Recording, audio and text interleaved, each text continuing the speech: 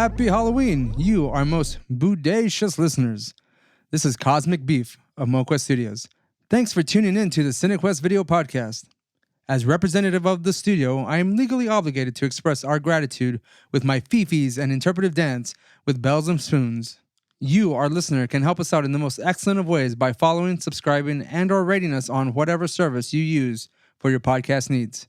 And that's it. Thanks again for listening, and enjoy the freak show. Welcome to Cinekuest Video. Welcome to Cinekuest Video. This is going to be our Halloween special. And if you will be listening to this on Halloween, that's right. You, the person, will be listening to this on Halloween. You guys are fucking going out. I just want to, yeah, hooray! I just want to come out and say this because there's an elephant in the room. One problem I have with this episode is that it will never hold up to our last year Halloween special. Ernest Scared Stupid. Yes. I did mention that to Bryce because he completely forgot that we did that one because he was recalling the 4-hour top 10 best horror episode we did back in 2008 when Cinekuest had just started out. And wait, 2018, you mean? 2018, yes. No, 2008, yes. 2008, 2018, one of those. It was. We're a dynasty now. The numbers were in there 40 somewhere. fans. The numbers were in there somewhere.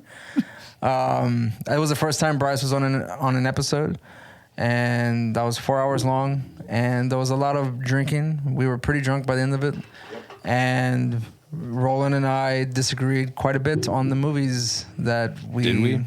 Oh, yeah. I don't remember. Yeah. Halloween 5 or 6, I believe it was. Oh, you mean how awesome it is? Was it The Curse of Michael Myers? Curse of Michael Myers? Yeah, man. Because it's the best. Fuck off. I bet you liked... I bet your favorite was H2O, you fucking loser. I didn't even have Halloween anywhere near my fucking list. H2O. All right, you have to throw in The Curse of Michael Myers. Get the fuck out of here. I take it back. Like, you are obviously a connoisseur of Halloween Resurrection. With, who's in that one? Was it Exhibit? You mean Busta Rhymes? Yeah. Yeah. When he kicked Michael Myers' ass? Actually, now I want to watch this. Oh, I love Busta Rhymes. He's amazing. Yeah, he was pretty much the he was like star. basically the star of the movie. Yeah. He fucking karate. Fuck yes, even better. Michael. I mean, it doesn't work out. I mean, Daniel, check out the trailer at some point. It basically has that I'll do it scene. now. Just kidding. Has the scene where he's about to kick Michael Myers' ass. Like it was a sequel to H2O. Busta Rhymes is like flexing on Michael Myers. You know. Yeah. And this is Halloween Resurrection. Yeah, it was the sequel to the H2O remake series or whatever they made. Something. I just learned today the there's a second Halloween that Rob Zombie did, and I was like, yeah. Halloween has been remade 4 times. No, it's the first series. 3. It's the first series, and then of course the Rob Zombie ones, and then the most recent one that is a sequel. No, well, the H2O was its own series, wasn't it? Like it had that one and Resurrection, and then they're supposed to be direct sequels because Jamie Lee Curtis comes out as that's right. So she's in those movies. So it ties into the originals. I don't know why I was thinking that they restarted it again, but no. So I think you weren't twice. So 3 times. Horror remakes. Let's get through the doo-doo. Some people don't care if they're made. Some people would consider blasphemous, sacrilegious to tamper with the original classic, assuming that it was a classic to begin with. Mm-hmm. And most of the time, the movies that they are trying to fuck with were successful at some point. They were good to start with. That's why we shall and never, hopefully, will see a remake of Back to the Future. That's probably going to happen at some point. Yeah, I mean, they're waiting for personally, I did have problems initially with the idea of a horror remake for any of the movies that we're going to talk about right now. But not realizing one of the first horror remakes I did see, which I did enjoy. The worst. Was Night of the Living Dead, the 1990 version. We're gonna start with another movie, but since I'm segueing into this, we might as well just talk about this one. That 1990s version was, I think, written by George Romero and directed by Tom Savini. So you had some people who had a background in the horror genre, and I think they did a pretty good job. They both had. I think in the 1990s version they had a bit a stronger female character. So she was like the main protagonist, and you did have Tony Todd, which is fucking Candyman, in that movie. And hasn't that one already been remade, or was that still in the works? I forgot. Candyman? Yeah. That is coming out. I don't know it's when. still in production. Yeah, like I think coming just out, the whole COVID thing like just helped like push that whole back. everything up. But I'm stoked about that, dude. Yeah, so that's a remake that's coming out. Because so, I loved Candyman. Yeah, Like it's a good one. It's a really great movie, and I think from my understanding, Tony Todd does come out in that one as well. I don't know what kind of role he plays, if he's playing Candyman or not. So I think like his voice is in it, at least like in the trailer. I'll take it. I love fucking Tony Todd. So have you seen the trailer, Ray? Yeah, I have. I've seen it plenty of times. Mm-hmm. Like I thought, like swore his voice was in it, dude. I just want to let our listeners know that Roland is starting to like slip me up because he's wearing a half Jason mask, hockey mask on his face, and it looks fucking ridiculous. He's just staring at me like with a slow turn, and I'm not even looking at him anymore. It's over, Roland. Get over it. You're still doing it. He's still fucking doing it. So, I mean, what do you guys think about, like, for instance, 1990s Night of the Living Dead, if you have not seen it? I barely remember it, actually, because it's been such a long time. If it has tie-ins to the original creators, do you have more hope for it, or you're just telling them to, like, leave it alone? Okay. There's instances where like it can go either way, you know. Yeah, like I generally would prefer they leave most of them alone, but I do like the idea of like the original directors, original producers coming back and like just trying to do it again, kind of thing, and to see how it looks. Like that, I do kind of find interesting. But for the most part, like most remakes are dog shit to me. I don't fucking care. I didn't realize there was a remake of this movie until I saw your list, Ray. And that was actually on my short list to go and like check out or whatever. Because all the ones I watched basically were about like, well, apart from Evil Dead, which we'll get into, they were all about murders, like single solitary figure murderers on my little marathon last night. Which I had to finish today because I didn't get all the way through fucking Halloween. So, all right. But, well, the original or the 1990 Night of the Living Dead is almost a shot-for-shot remake. Again, he has a lot of the same characters in there, like the Tony Todd and the other woman, but the roles are just a bit more exaggerated, I guess. In the original Night of the Living Dead, the African American character gets shot by the white militia outside, hunting zombies, and in the remake, he ends up turning into a zombie because he gets trapped in the basement, and then of course they just attack him.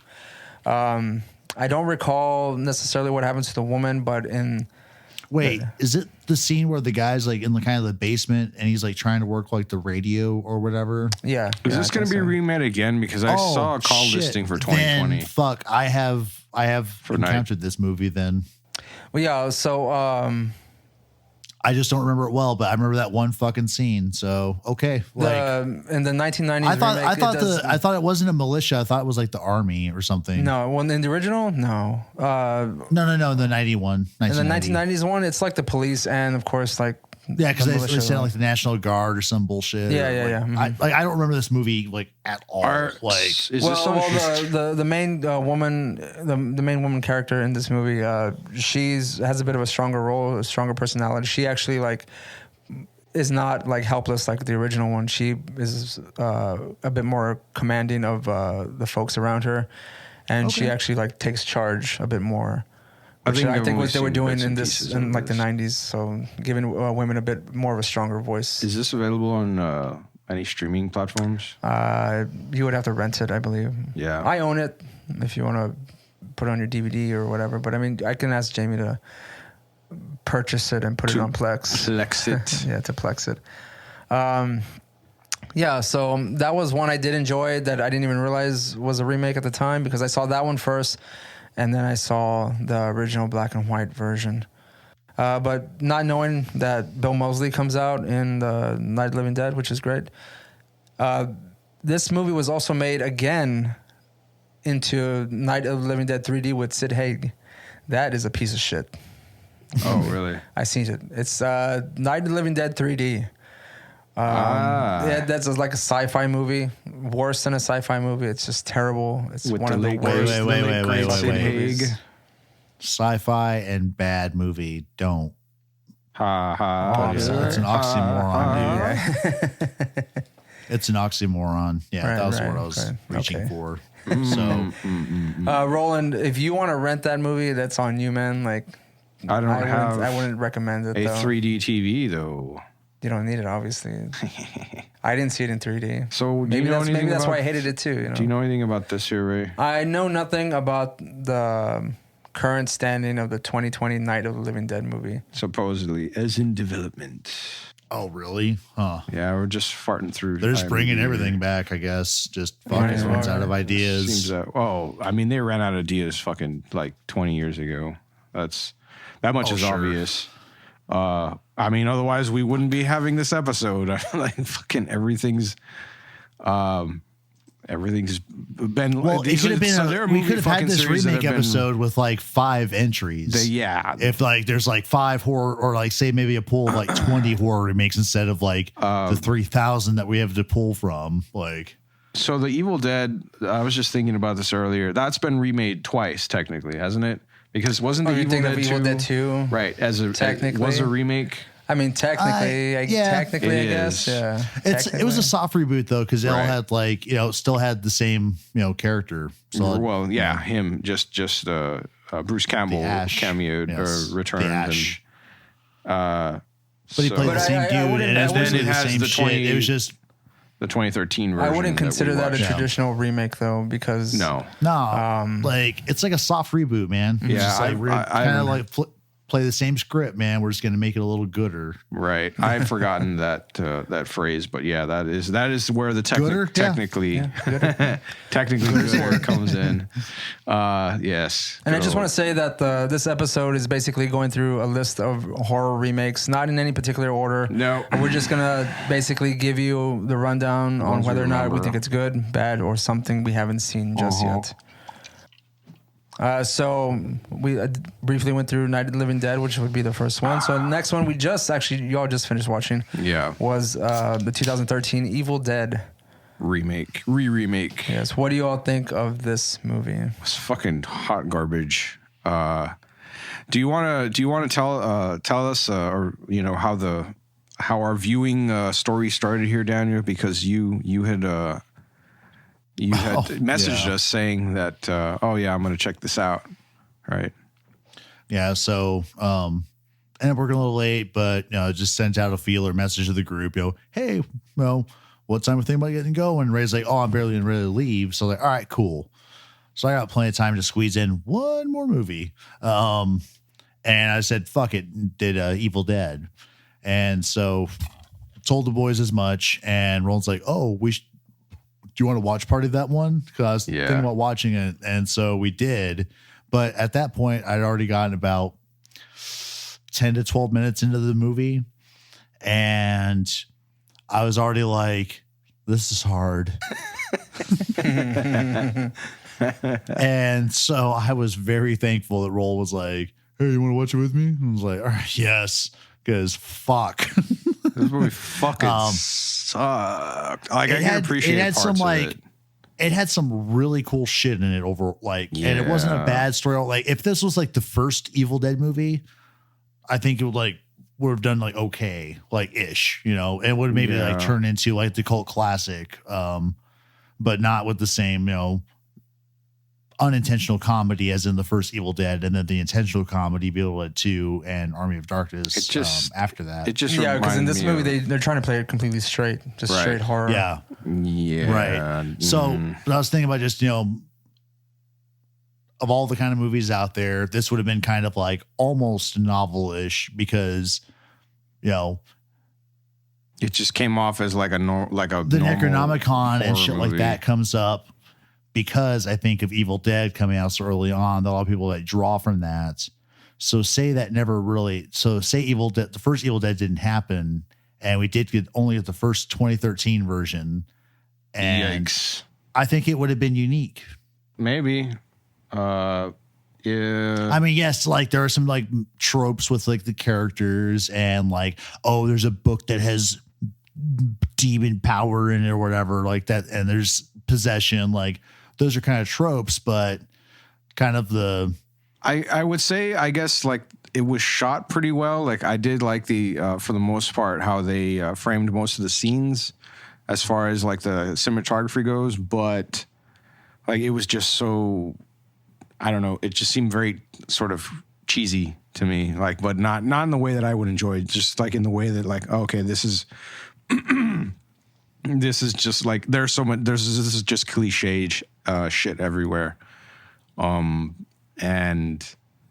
the acting was fucking trash. So like, and again, not in the same way of like the original Evil Dead, where everything is it's not necessarily meant to push a narrative forward. Is meant to just like for the shock value, and this one was more Roland. There, apart from just setting a little bit of like historical precedent to the beginnings of the horrors that befall that little cabin.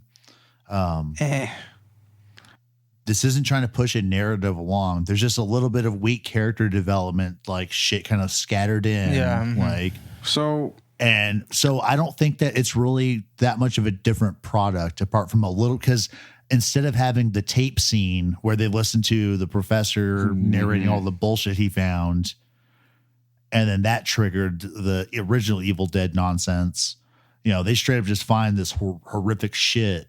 And then this book all bound up, you know. I guess I just didn't like the little extra, I guess, information. Like you told me before, how these guys tried to have some more backstory to it. I just thought was sort of unnecessary. It wasn't overbearing at all, though, man. Like, and it's in every fucking horror movie where people are like, yeah, well, like, oh, well, you're just a secretary. I'm an administrative assistant. You know, it's the same sort of bullshit. Executive. Yeah, but in this movie, there's intention to why they're going to the cabin. They're taking this girl to there so she can, like, I guess, recover. Detox. Yeah, detox. Yeah, exactly. Yeah. They want her to go cold turkey. Yeah. And in the original, it's just four friends, like just shooting the shit and just going to a cabin, and they happen to play a tape, and evil ensues. You know, here, like, I mean, I guess it's tried to play the evil to a vulnerable character, because that's how she gets possessed first, right? She's like in this vulnerable state, so she can get possessed. Yeah. I think that's maybe like where they wanted to get that the plot going. You know, one of the. Yeah, it's just like whatever, but it could have like struck anybody. Like they could have like given the nerd the fucking like demon power first or whatever, because he's the one who read the bullshit or whatever. Right. You know, and then that would have been fine too, you know. Okay, so overall, Evil Dead, the remake, Roland, good or bad? Or maybe kind of in the middle somewhere. I'm thinking like on the spectrum closer to bad, but like, yeah, it had some good parts to it. And I had mentioned to you, Roland, while you were watching it, that I go towards the end with all the violence and the gore and all that shit. That it starts to get a bit more fun, you know, to watch. Yeah, it's starting to remind me. The characters themselves personally did annoy me. So when they all died off, I was kind of fine with that.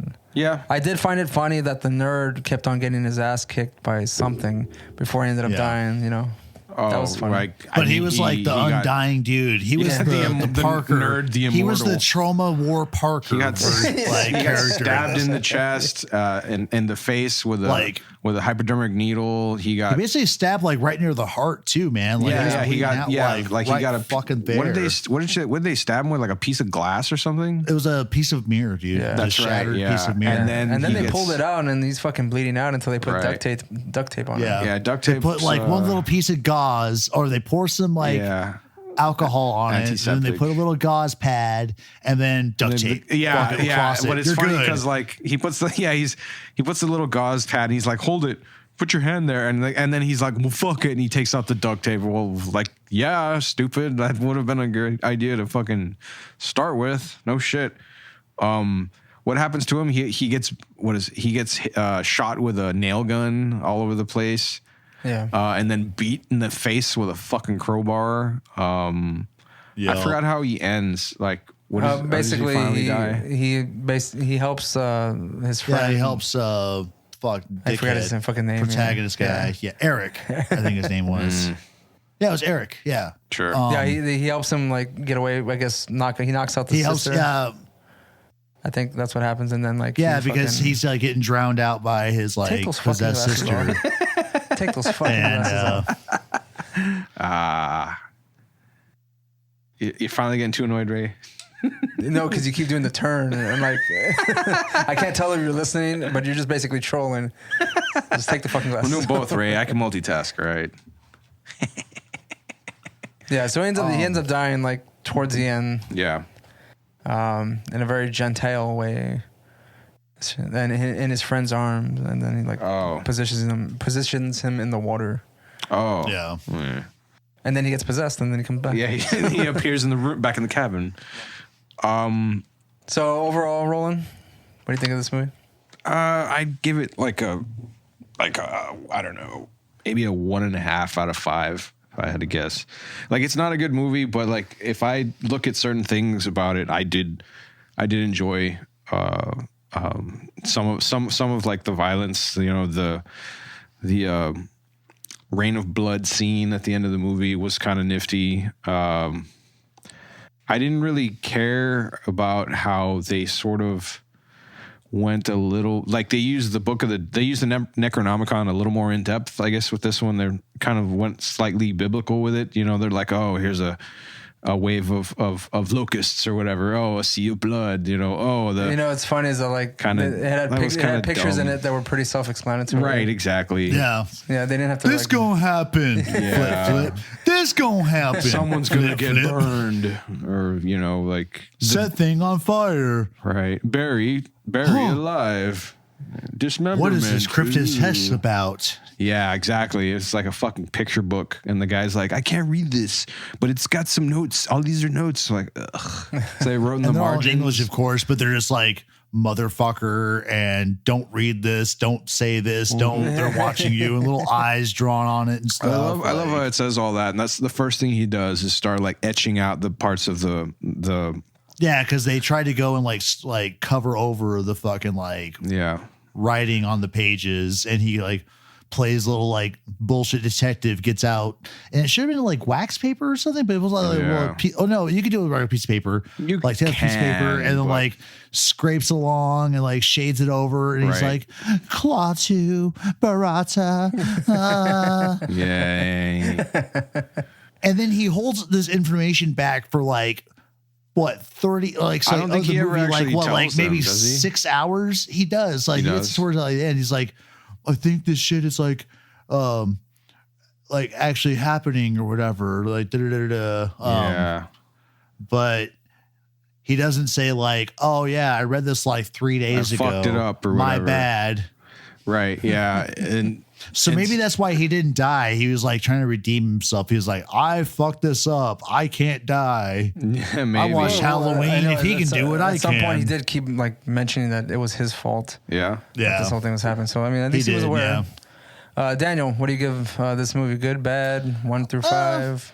I'll give like a solid, like, it was like probably like a 2.3 overall. Like, it was entertaining enough. Like, there was some good and like pretty believable body horror that happened in the movie. Roland, don't you fucking do it. Over the glasses. Yeah, like probably like 2.3 solid. All right. Okay, cool. You, Ray? I give it just a solid 2, man. I saw it in theaters, and I told Roland as he's holding the fucking mask up to his face that I was in a mood the whole time watching it because I mean, I know the original, and I saw what this movie was trying to be, and it was failing at every turn. Horribly. The best part was the end, baby. I did enjoy like the ending with all the violence and stuff. Finally, like all that happening. I didn't care about the characters at all. Everyone was so fucking bland. Yep. I feel that, man. I didn't give a shit about anybody, dude. So it was just like, whatever. Yeah, you're gonna die. Let's hurry up and get to it. I mean, like, and it was funny because like and the movie tried hard to like make these characters seem like they're like interesting, complex characters. Like early on, they have like the nerd playing with like the card deck, like trying to master a magic trick or something. Like, Stupid. you know, The professor, high school teacher. and then the fucking junkies fucking like sketching out a picture of the cabin or whatever, like in the beginning of part 2. So She's an artist. I'm a damaged artist. Yeah. all those bland characters couldn't hold a candle to fucking Ash, to Bruce Campbell. No, Dude, Like, at all. Like, and there was nothing about them. Like, we didn't even know like how old they were. I barely even knew their name. I just know like one person died, you die the next. nerd, the girlfriend, You cut your hand the off. nurse. You get stabbed in the eye. Like, I don't even know their names. Yeah. But yeah, so I give it a 2. I did see it with my ex-wife, and I asked her when we left the theater what she thought about it. She said that she really enjoyed it, and she thought it was really good. And I just wanted to say, like, you don't even know what you're talking about, because she had never seen the original at the time. So Yeah. I was just like, of course you would say it was good. But I mean, that's just me. being Okay, bitchy so about let's it. circle back to my argument, dude. If like this movie like came out without and that original is Evil exactly. Dead, then people It would be would've been- like, "Hey, it that's would've pretty just good, been yo." Yeah. So fuck yeah, vindicated with my little bullshit argument from earlier. Hooray. I mean, this is the second, I think the third time I've seen this Could have movie. been an indie film I on completely Shudder. forgot that this movie even sure. existed. I completely forgot this movie even existed. I was like, oh yeah, they remade Evil Dead. So here we go. When I first heard about it, I was like, oh, I know this is going to suck. And then I read reviews and I was like, damn it. And then you told me about it. I was like, I'm never going to see this. And the only reason I was watching it now is because, Daniel's going to put it on. And I had thought about trying to have a look-see finally. Well, have Roland watching it by himself? No. That's not going to happen. No. He'd have like 14 tabs open. Like He has like 10 right now. So 11. Whatever. on one screen. What does the other one have? It's just got you, baby. I just have to. If we're gonna watch this movie, I have to have like Roland like sitting on my lap or something, like, and I caress his hair while he's watching the movie. Just pay attention, Roland. Just pay attention. Fuck off. Yeah, we had this on an earlier episode too. Like, Snap your finger in front of me. Roland, Over here. over here, over here. Look, Raining death, blood, destruction. you know, like Slayer. You look, this looks like Slayer. Slayer. Yeah. Oh, I was gonna make that reference when we were watching that shit too. It's like raining blood. My favorite. Yeah. No. Because when it started raining blood, he was like, "Oh, I like this." Like, Yeah, he did say that. Yeah. And then actually, you brought it up like 2 times at least because it was like the initial like rain, and then when it was like They're in the shack. like the shed or whatever, Yeah, the shack, and then you're like watching the like you see like a little crack of the door open, so there's like a little bit of like reddish rain, and Roland's like, "I like that, yeah, that's cool." I like that scene. That's a good shot. Yeah. okay, so we'll go on to the next movie. What else you got, on the Ray? list? Halloween, the Rob Zombie remake. So I've never seen those, and I thought about checking I them could have out. sworn you said you had seen them. I'm not sure. Like I want to say maybe I did, but I can't remember anything definite. So Did I'm you just ever gonna go have with, an interest, if you haven't seen it, did you ever have an interest in watching these? I mean, is Rob Zombie making a Halloween movie? yeah, I did. I did have a slight interest, and maybe I did watch it, but holy fuck, like it's either been such a long time or it was just so forgettable to me. Probably not. I probably didn't see it only because because you checked it out, Daniel, and you said you enjoyed it, and actually, I'm going to suggest that you haven't seen it because if you it's said that you fucking liked it, awesome. Yeah, that I would hope I would remember. It's fucking awesome, dude. Like I'm giving that shit like a straight 5. I'm giving my review right from before we start our conversation. Like I fucking enjoyed the absolute shit out of that fucking movie, man. Maybe I'll try to. And it had one of my favorite fucking actors, like B-level actors, Kane from in it, dude. WWF as Michael Myers. negative. But was that him? Was it I Kane? don't think so, but Because I'd be like, nah, dude, Kane's kind of got fat towards the end. I think this is Kane Hodder, right? No, but the guy who plays Jason. yeah, Is Kane Hodder, right? I think so. Yeah. Kane, I have no idea. I believe so. Oh fuck! I I did forget this guy's name. Now I want to know. Or it could be Kane from the WWE. No, like Roland said. I don't know. no. But no, man, Ian McDermott, dude. And one of my favorite things, I can't remember what it Dr. was Loomis, like. right? Yeah. He fucking, I remember him reading Robert Frost's, like Fire and Ice or whatever. Mm-hmm. And it was fucking great, dude. I love his voice. He never overacts. I don't think. Like, he got a little borderline ridiculous kind of at certain like flashes during Halloween, but fuck, man, giving Michael Myers that, like, it wasn't like a super deep background. Like, it did take up a good chunk of the movie, but that like development time, like, I was fucking amazing to see. Yeah, dude. Just FYI, Halloween, the remake did come out in 2007. Yeah. Yeah.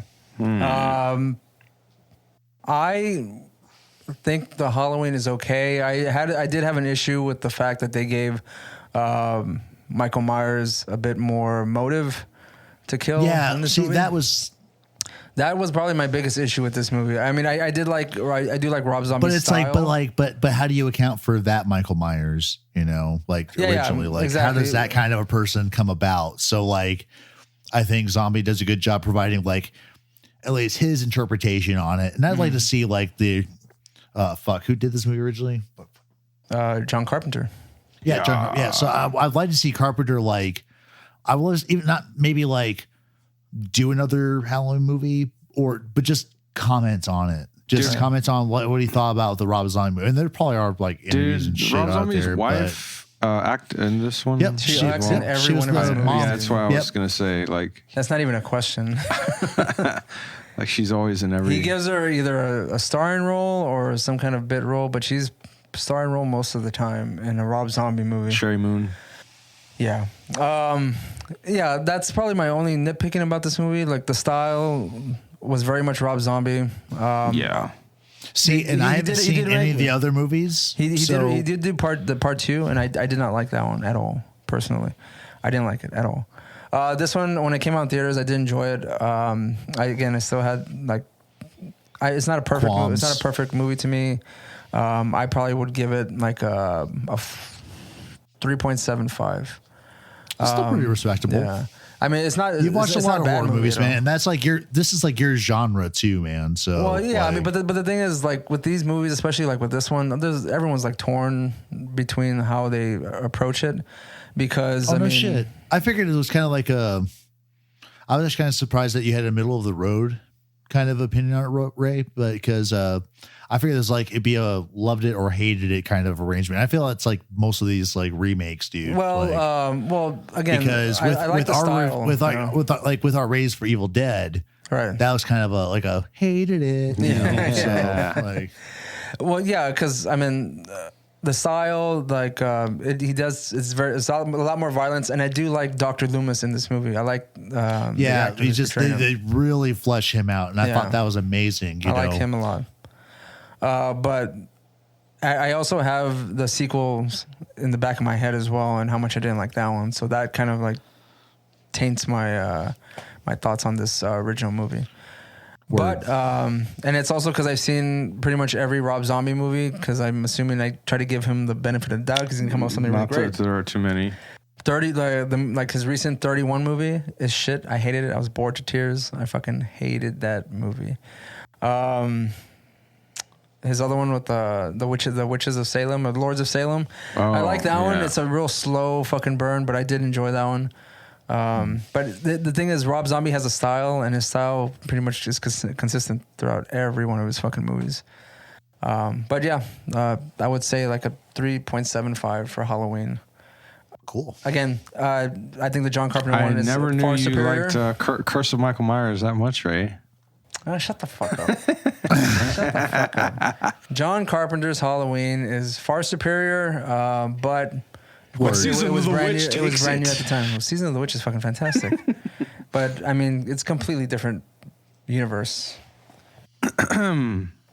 Okay, Roland, do you have one that you've seen that you want to discuss here?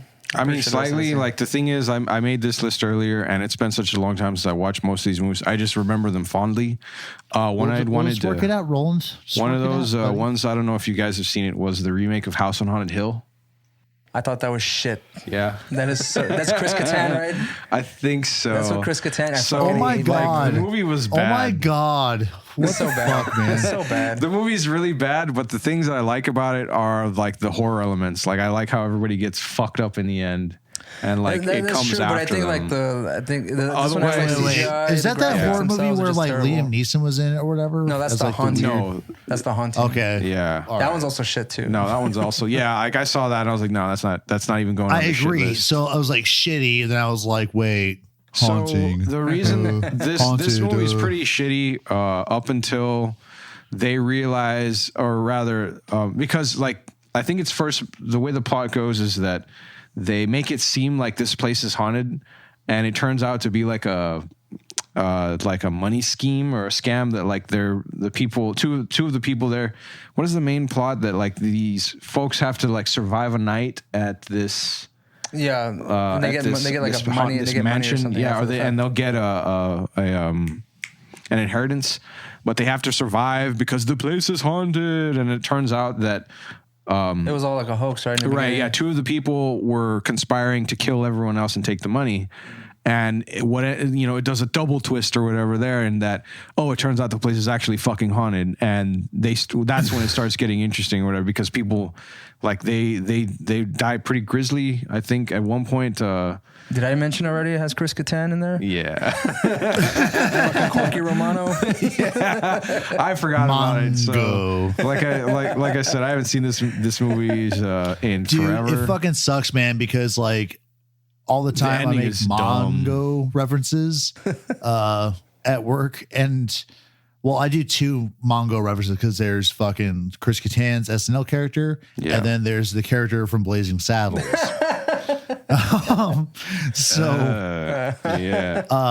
Because we have the fucking mango pineapples fucking smoothie base or whatever for our machines. So whenever it's like, I need this, Fucking like, I need funny, this kind of smell, I was like, oh, I'll make the Mongo. You know, And when no you one said that, knows what the fuck I am talking when you about, said dude. that, So I was thinking it's SNL character, but when you said Mongo, like I was like, dude, that's fucking Blazing Saddles. yep. That's right. There you go. Hey, it sucks when like no one gets the fucking reference, Dude.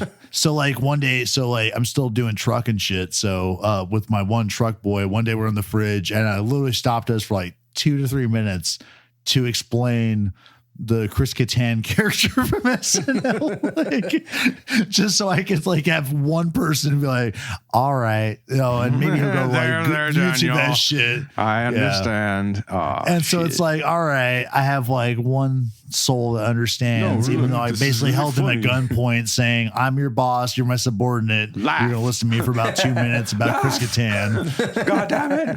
I'll take away your break. So back to House on Haunted Hill. This movie's not good. Again, I only like it because of like how things sort of flip again on everyone, and that includes the conspirees or whatever. They're the first to realize, oh shit, like we're fucked. The ending is stupid as fuck. I think like they run out of a window and it like closes behind them or something like that, and they're just left on like the edge of the house that basically abuts a cliff or something. It's like a seaside area, and they're there like staring at the sunrise, and that I think it just pretty much ends. It's just fucking dumb.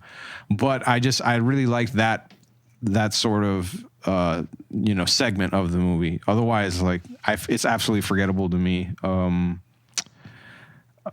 So yeah, that was just one of the ones here that I had on this list. I don't know if obviously Ray's seen this fucking movie. I don't know if you'd ever sat through this garbage, Daniel, but aside from that, like it's pretty Is shitty. it the Wicker Man? Oh no, that's at the bottom. I think that was going to be unanimous, but Yeah. The next one we'll go to is. I mean, I had some good ones there, but I think Daniel, you did see this recently. The new Child's Play from 2019. oh yeah, Fuck yeah. Personally, for me, I did enjoy, or even just going into it, I was already kind of. I had low expectations, completely low expectations. I'm not a purist when it comes to Child's Play. I don't give a fuck about Chucky. It's a as fucking a character. stupid, goofy ass series anyway. Yeah, Like, you can't have any sort of the plot's integrity. ridiculous as shit. Yeah, There's no integrity going into this movie, so you got to just take it at face value. I mean, I the only reason I would watch it is just to see how Mark Hamill voices Chucky. that was my main he does a really good job. Like everything voicing Chucky. else, I'm just like, ugh, the story. Aubrey Plaza's trying to be an adult. Get the fuck out of here. That was such a no. I don't. Daniel, what did you like anything about this movie? What did you think? I thought it was very well constructed, actually. The only thing that I didn't understand about this movie, and actually asked my boss about it, because actually my boss brought it up like a year or two ago. And he was like, oh, I watched Child's Play. It was fucking badass. Like, he was like, the thing that made the movie for me though was like the whole like, this is for Tupac line. What? Yeah. Yeah. It was so that was like out of fucking nowhere, man. That was funny though. So I told my boss today that I'd like watched it, right? And we were yapping about it. And I was like, but dude, so here's the premise, boys, or here's the problem I have. Why would and it was kind of explained away, but like, why would a toy designed for children need to have safety protocols? They deactivate. And my boss said like something like, well, they're using like military grade chips or whatever. I was like, well, that doesn't matter. Like, cause like, you're still telling like the software what to do with, you know. I mean, so like, you turn off all the safety protocols and it just turns evil. Right. Yeah. And then the guy who fucking did it. So I wonder, it was like, did the doll kill him and package himself? Because they show him like putting him in like the doll in the fucking box. And then does he kill himself? Because like there's a guy like thrown off the roof. You know, like maybe it was a commentary on like the iPhone makers in China who've been like throwing themselves off. Right. See, that's what I was thinking. You know, like yeah, right. Like, this is an only job or whatever. Yeah. Oh, so that's why you didn't talk for like the last 20 minutes. Gotcha. Or 20 minutes when Roland and I bantered earlier. Yeah. Well, I didn't get it. Yeah, it's coming in the mail. So, came with my own death certificate from the person who killed themselves after they made it. Are you getting? So you getting the one with the 3 camera lenses or whatever on it? No, I didn't get that one. No. The 11. Nah, we'll talk about that later. Sorry. Thank you for the 10 yen that are going to my soon to be fucking widow and my 15 children. You're welcome. I'm happy to support. Okay, so we're talking about the Child's Play movie. Yes, Aubrey Plaza was terrible. I didn't believe her for a second. I've only ever seen her she in was one so thing bad in this movie. that was good, and yeah, it wasn't any of these movies. And then also, I do not include Parks and Rec in there. So, well, you know, I went to the theater. I went with a friend to go watch it, and she was just like, man, like this is just silly. I go, you do realize we went to go see Child's Play, right? You're going into this movie already expecting it to like be fucking stupid, you know. The original is maybe she didn't, dude. Maybe she didn't. Maybe she'd never seen The Seed of Chucky, the Bride of Chucky series, or whatever that came before this. Yeah, okay. Which I mean, the original Child's Play is is a serial killer who puts his soul into a doll, and the doll comes to life. It's almost like he like uses voodoo or whatever to like transplant his like soul into a fucking doll as he's like getting blasted by cops in his like last attempt to like for a grand escape. Yeah, and the doll lives on to kill for decades. It is a bit lighter, I think, as far as like the horror stories go. There, you're not expecting like demons or like some kind of crazy ass monster. It's the soul of a rat. It's just Siri gone bad. Yeah, yeah, exactly. But the thing is, that particular Siri also gets rid of the safety Alexa. protocols of like all the other dolls that are coming He out. hacks your Wi-Fi. So like they all kind of like attack at once. Sorry, I have to throw in Congo. Alexa, bad AI. Bad AI. I was just picturing Chucky coming after someone. I've seen your internet history. Like, aw. You have a dirty keyboard and screen. You know what, Roland? You don't necessarily have to watch this movie. You probably got to go watch like the best of Mark Hamill as Chucky on YouTube, because I'm pretty sure that video exists. I could probably find it. So yeah, I did enjoy this movie. I had fun watching it. I would give it. But you had it like you had the bar set pretty low. Oh yeah, I didn't expect much. Oh and fuck! I think that's why I enjoyed Absolutely it. low You as have to. fuck, dude. It's a child's Low play movie. expectations. It's a fucking child's play movie. That's why the ones previous to this movie, the ones that were just a continuation of the actual movie franchise. Yeah. I thought they were really good because my fucking bar was low, and I was like, man, these are fantastic movies. They were hilarious. Like they were. Are you talking about the Bride of Chucky and the Seed, or the ones before? I'm talking about the ones after originals? those. No, the ones after those. Oh, I didn't. Yeah, so the like, ones that had Brad Dourif and his daughter who continued on with the franchise. Yeah, I like, yes, they made the ones them a I lot did not better. see. Gotcha. I never They saw made them a lot those. better. So Was in the new one? Does Jennifer Tilly have a cameo? yeah, like very brief. Yeah. Really? Yeah, very brief. Yeah. Wow, great, good for her. It's in the last one, I think. Yeah. She's still awesome. She's like, her like agent negotiation was like, all right, we have $50 and a pack of Newports. Right. Okay, That's cool. She goes, she doesn't need fucking. that's more from the last one. She doesn't need Chucky money. She does poker, man. She wants money I at was poker gonna now. say like she's a fucking professional gambler. So Oh, is she? yeah. Word. That's So, dope. Like She does like this one's Texas great. Hold'em poker and shit like that, or just any kind of poker game or whatever. Yeah. So Yeah, so she makes her badass. money that way. So whatever. Dude, it'd be more like gangster. She got her money like playing craps on the streets. Okay, so All right, boys. Daniel, do you have a movie that you saw recently that you want to throw out there? No, but one piece of trash that occurred to me, and I've not seen the original, but it's a bad remake. House of Wax. Yeah. Oh, yeah. So I only ever saw that Which the I one with, literally go see in Paris theaters. Hilton? Paris Yeah. Hilton. Oh, yeah. I saw that once Holy shit. and terrible. I saw it twice, my first and last time. You They were know, the same occasion. I think I almost downloaded it at some point, but I think then I deleted it, and then a few years later I watched like a few clips or something. I never watched it. I went and watched that Dumpster Fire in theaters because I was like, well, it's kind of a cool sounding movie, and Paris Hilton's kind of hot. So Yeah, no.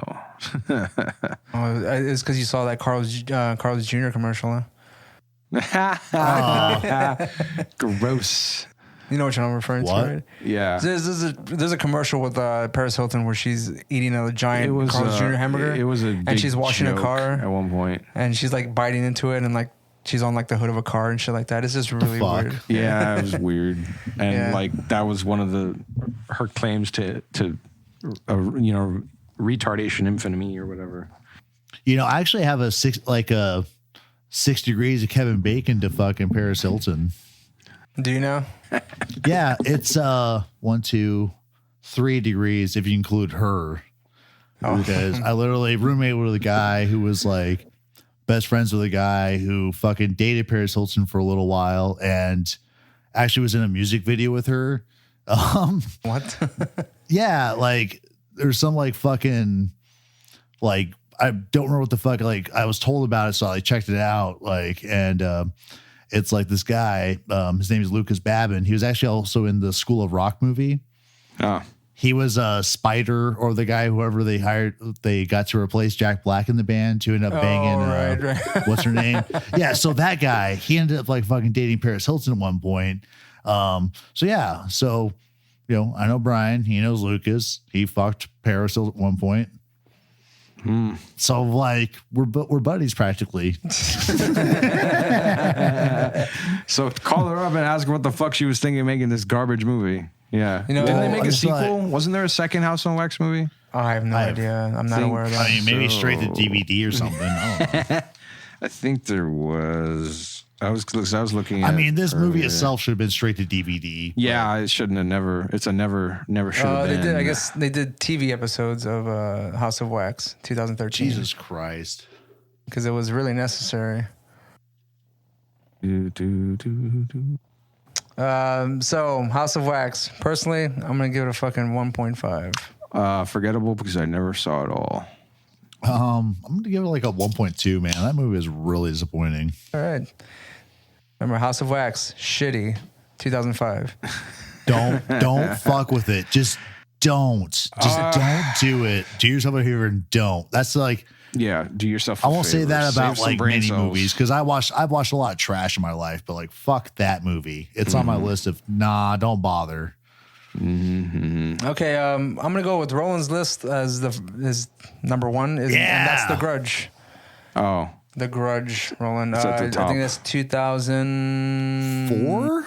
something like that. But didn't they reboot that one like again? They recently? did recently, yeah. yeah. And I haven't seen that one. I haven't seen that one. I After it watched had the a 2004 sequel. like that Sarah Michelle Gellar one. Yeah, I saw 2004, that yeah, one. yeah. Yeah, It was I saw alright. the first two. Yeah. I mean, the best part of The Grudge was in the as far as the story went to me, was in the sequel where Sarah Michelle Gellar like jumps off a skyscraper. I just thought it was the funniest thing. So basically, it's not The Grudge, the first one. You like the fact that her character kills herself. Yeah, in the second movie because it was just really, it was just In the second one. I hated it, and I was like, It really fuck. rounded the series out, you And know. then I love that together. scene where the guy's just like walking out in the parking lot and you see her like right in front of him. I laughed like I think I saw it in theaters and I saw that and I immediately just laughed my ass off. I did like the remake. I of like The the Grudge. effects. I like how they did the curse. Because I think American audiences, I'm including myself in that specifically, is that I'd never seen, I guess, the ghost. I have not seen that. In that way. That first, Yeah, well, and because that's the original Japanese type of horror, exactly. Right. Like the type of horror up until this point that was generally mainstream popular or whatever was American Western horror, and this is a remake of Ju-on. Right? Is it the? Yeah, Or is that The Ring? I forget. I think that's. Shit. Oh shit. Let me see. Is it the Yeah, fucking because Ring? like No, you're right. It's Ju-on. It's Ju-on. It's It is? Ju-on. Yeah. It's Oh, right so there. it is The It's Grudge. Right there. Okay. Yeah. That little piece of trivia is down there. Yeah. So, But I guess they which they're took very the similar screenplay from that. Yeah. Right. Yeah. They're very, very similar in that there isn't a like it's not necessarily a specific entity as far as the villain goes. It's more of like it's like a curse. It's like an area that's just infected with this evil, and it sort of takes control. It doesn't necessarily possess them. Like they're dead. Like the second you see any of these people coming back or whatever, it's not them. It's the curse. Did you enjoy? is it Bill Evil Pullman? Dead? Well, Is Bill the thing Pullman- is like yes and no, because like Evil Dead, how they fuck with you, like they'll let the personality like come and pretend to be human. Like with this one, it's like there's none of that. Like, But I it's was flat just out. saying, like as soon Yeah. as like they're possessed, like Yeah, they're fucked. Like yeah. they're not coming back. No. All right, I see. And Bill, Except Bill, for Bill like Pullman is the guy evil that comes on the remake beginning, nonsense. I think so. right? He's the one that kills himself in the very beginning. Bill yeah. Pullman, right? Yeah. Yeah, it was Bill Pullman. Yeah. Yeah, he like does. when I saw him in that in the very beginning, Mr. President, no, and what he are you fucking, doing? he fucking just jumps off. I was like, oh shit, that's the end of him. Like we're never gonna see him again. Yeah. And then we see like when they go back in time, Right. and we see why he killed himself. Right. I did like it. Exposition, thanks. But he's kind of one of the reasons for the curse, right? Because I think he was having an affair with the ghosty yeah, person. Right, yeah. His what is it? That one that he was having an affair was the woman he was having an affair with the Asian lady Yeah. or Yeah, And then he was like, I think he cast her aside, and then she killed herself. And then right, he ended and up that's killing when himself. Yeah, like it's the this whole thing kind of spiral kind of goes downwards. nuts. have you seen the original by chance? Ju-on? Yeah. I've only seen bits and pieces of it. You know what the issue never that I watched it all. have with the Japanese version of this movie is the lighting. Oh, I feel like it's a consistent tone yeah. throughout the whole thing, and it's bright too. is it an attempt at like, okay, so maybe it was a little bright, but was it an attempt at like more realism with the lighting? Just keep it like neutral. Maybe I have no baseline. Sure, yeah. I'm just thinking about like why maybe someone would make a directional choice or whatever to keep the lighting kind of flat, as it were.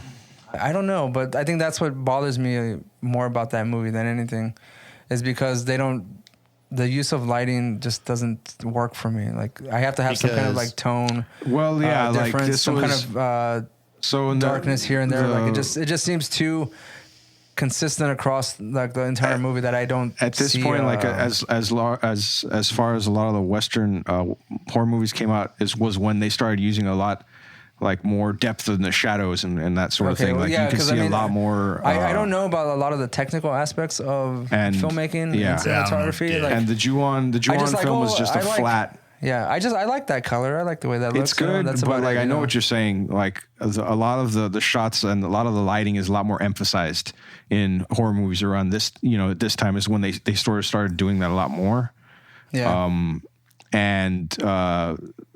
That wasn't popularized by other international films until a little later. Like if you watch a Japanese horror film now, like they use a lot of those same camera shots and a lot of that cinematography, those filters. I didn't know this movie only came out in 2002 though. I thought it was earlier than that. So I think it was such a hit in Japan. Yeah, it was. Brought absolutely. that shit over real quick. I think it actually has a sequel or a prequel or something. I was looking at here that is coming out or is. I think it already did. Ju-on Origins. Yeah. Didn't that already come out? Well, yeah. Well, it says 2020. I don't know. No, then I'm thinking of the wrong thing then. No, it's a TV series. My bad. Yeah. Doo-ba-doo-ba-doo. But yeah, you can see it here in the. You can see it here in the trailer that I think at this point they start using. Obviously, see, like the shots look completely different. Right. Well, I guess it's more modern. Right, exactly. So like they've already adopted a lot of the techniques that have been since popularized in standard horrors. Like, oh man, yeah, it looks great. But anyways, how would you rate this movie? The remake, I give it a solid 4.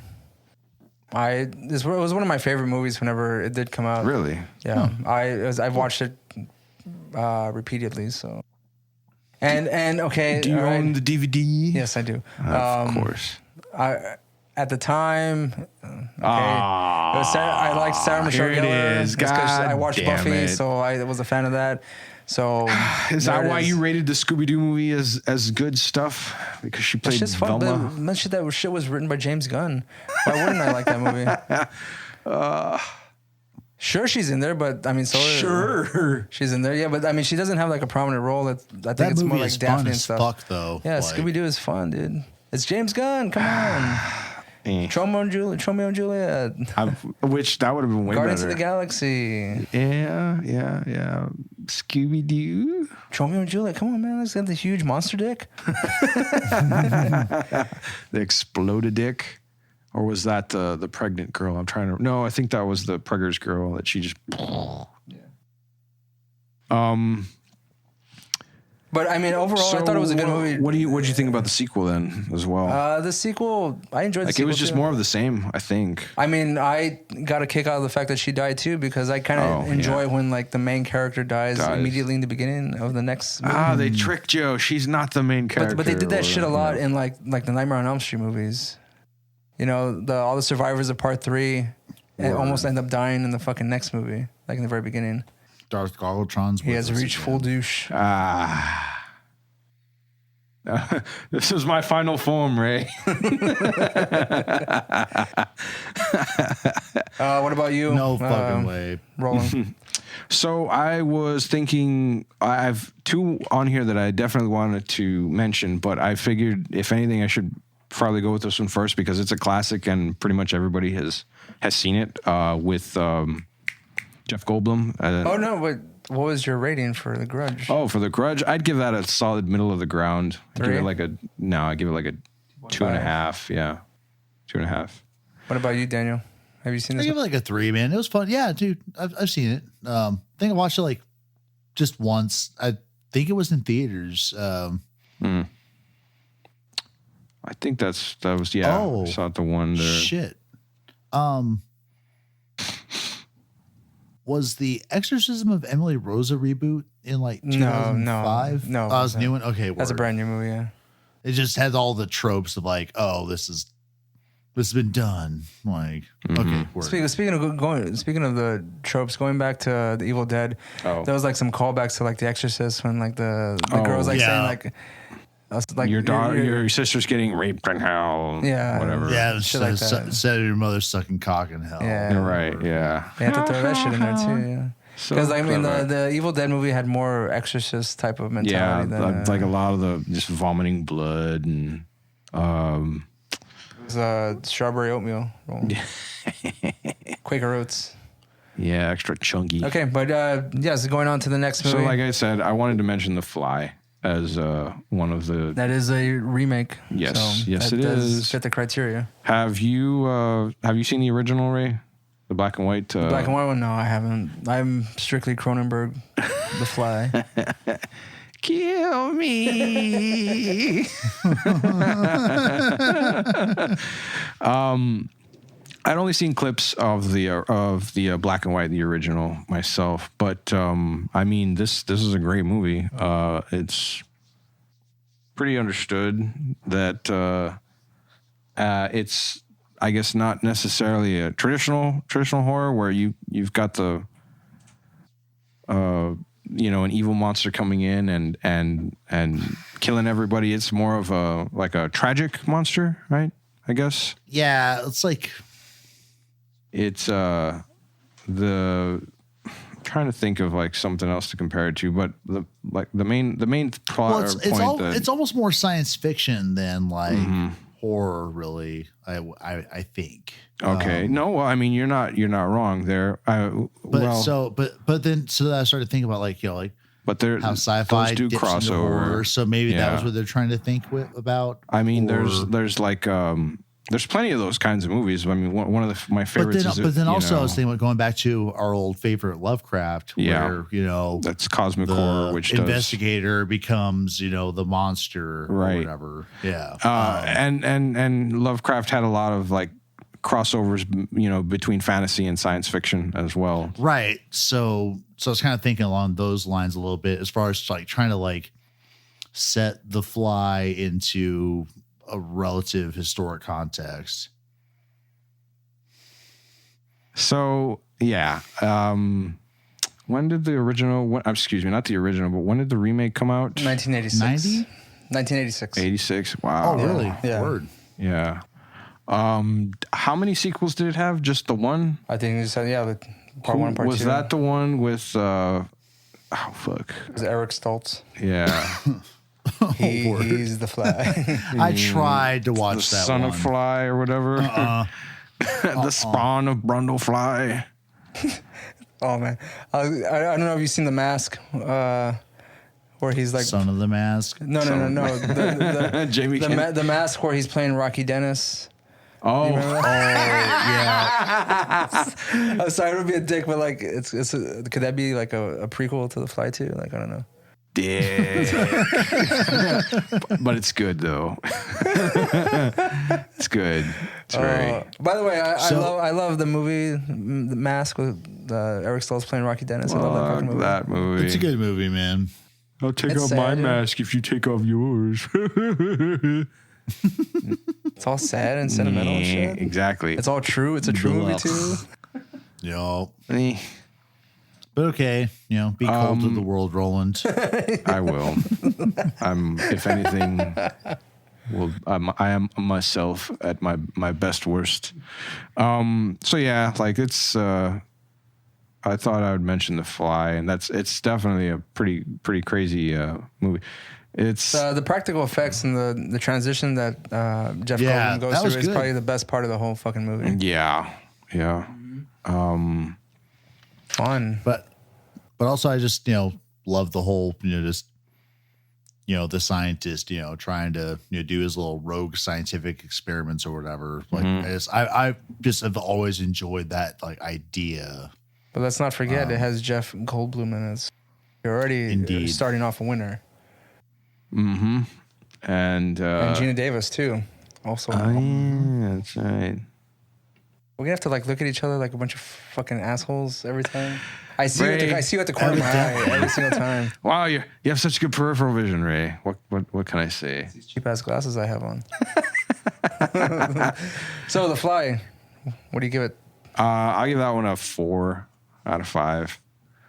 I'll go with a solid 4 as well. I've seen it quite a few times, and I will align with that sentiment. Pretty interesting. It's a very good movie. If you haven't watched it, like, you definitely should check it out. Although I think at this point, most people that have spent any time on any like good horror movies have checked it out, and maybe even the sequels. We'll go through a few more here. I guess we'll discuss it, and then we'll mention a few horror remakes that I personally either enjoy or dislike. Suck day, yes. So we'll go through those real fast. But right now we are gonna go into The Hills Have Eyes, which is a one that I enjoy. I couldn't get through all of that movie. I got tired with like the did it just look too hot because they're in the fucking desert? Yeah, right. No, it just it was just, I don't know, like that whole desert locale to me was just dumb. I don't know. But that's where they live. Yeah, were they exactly like just sort of like deformed hillbillies or something? Yeah, that's basically what they are. I think they grew up whenever they had the nuclear test, living out in the desert. So that's where they got all their freakishness from. Right, but they move around like the fucking zombies from 28 Days Later or whatever. They're just all fast and shit coming at you. Yeah, so fast. Yeah, I've seen about 10 minutes of this movie. Like I saw the scene where like. Don't they like launch themselves gets out of into a trailer and they're all fucking trying to get at it or whatever. That's all I remember about this movie. Yeah. Like, so I guess apart from Halloween, I have seen some of another of Rob Zombie's movies, but apart from that, I don't know shit. Did you watch the sequel? Was it more of the same? No, I didn't. Roland. I just said. No, sorry. I was. I know you were looking at Ray, but for our audio listeners, the one who liked this garbage. This was enough for me for The Hills Have Eyes. I didn't need to see the second one. I didn't care to see the second one. I enjoy this one. I bought the DVD. I've seen it quite a few times, but the sequel didn't care for. I have seen the original sequel and the original movie as well. I forget the guy's fucking name. He's bald. He has a weird facial expressions. You ever see him like on a cover, you know exactly who it is. But he always comes out in like all these horror movies and shit. But it was fairly violent for the time. 2006. I was surprised because I hadn't seen that guy, you know. Oh, I hadn't seen such a violent movie come out in theaters at the time. How violent would you say? I mean, because again, like I couldn't sit through it. It was just too dumb. In retrospect, I mean, it's not very violent at all because I've seen worse. But at the time, I hadn't seen anything like that in theaters. So I was surprised that it actually went to that far and got into the theaters. Because The Hills Have Eyes itself is kind of a pretty violent movie, the original. So I figured they had to like keep it consistent and make it just as violent or just a little bit more. But I did like the folks that were involved in the movie, because the original was written by Wes Craven. Mm-hmm. The remake, I don't know who wrote that movie. But anyways, I did enjoy it. For this one, I give it a solid 3.5. Not the best movie, but I did enjoy it. It was fun to me. Have any of you seen the original by chance? No. Negative. Nope. I mean, I do enjoy some Wes Craven, but oh yeah, it was violent because it had like an NC-17 rating because that's how violent it was at the time. Jeez. And I think at some point they were gonna the chick is pregnant and they kill her, and the baby and stuff like that. So like that was like probably word. one of the So things that that kind probably of pushed it. yeah, that jumped it up an extra rating there. I think it's the same folks who did the Texas Chainsaw Massacre remake, which we'll talk about. But so it looks Michael like Bay? Is it Michael Bay who did this? what this? Another movie I've seen about 15 minutes of. Cool. Which one? Texas Chainsaw Massacre? Yeah, the remake. Yeah. Just didn't really. No. I mean, this is a hard episode for me because I don't really like. We've talked about this, but like, I don't really like dig horror. Like it just wasn't really around. I've watched some of the staples and I've like expanded a little bit in my adulthood, but for the most part, it's just I like sci-fi and fantasy shit. You know, that's where I'm at. You know. Roland, have you seen Texas Chainsaw Massacre? Not all of it. It was the same one where like I just remember Jessica bored. Biel running away at one point. Yeah, I mostly remember. That's the very end. He must have slept through the rest of the movie. I think I mostly remember the family. I think more than anything, wasn't that like? Didn't he have like? It wasn't just him, the Leatherface in there. It's the whole family. Yeah, but that's the way it was in the original too. Like it was the whole family. Yeah. I mean, as far as watching this, like the parts that of the movie that I actually remember, and wasn't like the father that drill sergeant actor. Yeah, well, he was a cop, right? Yeah, but he's obviously in. Yeah, right. So like I always forget the guy's name, but that's what he was famous for. Was it Full Metal Jacket or right? Mm-hmm. And I liked that. So yeah, I have seen it, but like again, like this was around when did that one come out again? The Texas Chainsaw Massacre? Yeah, the remake. I don't know. I don't know if it was before or after this one. Let's see. 2003. So it was before. Okay, so around this time again, like they were doing a lot of remakes and a lot of horror movies, and I was just kind of bored with most of them. Like, oh, okay, because understandably, a lot of them had a similar kind of like way of shooting and directing and writing for them. And that is, I will agree with you completely on that because they all have like the same look to them, right?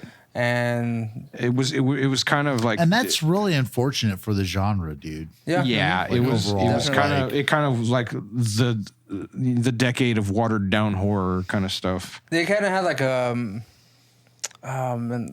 very fast paced kind of. The characters didn't have too much depth to them. Like it was just like they just jumped. They would just jump right into the violence like really quick. Okay, and they just went for it. And that's why I kind of thought it was like a Michael Bay produced kind of movie because it seems like something he would do in the horror genre.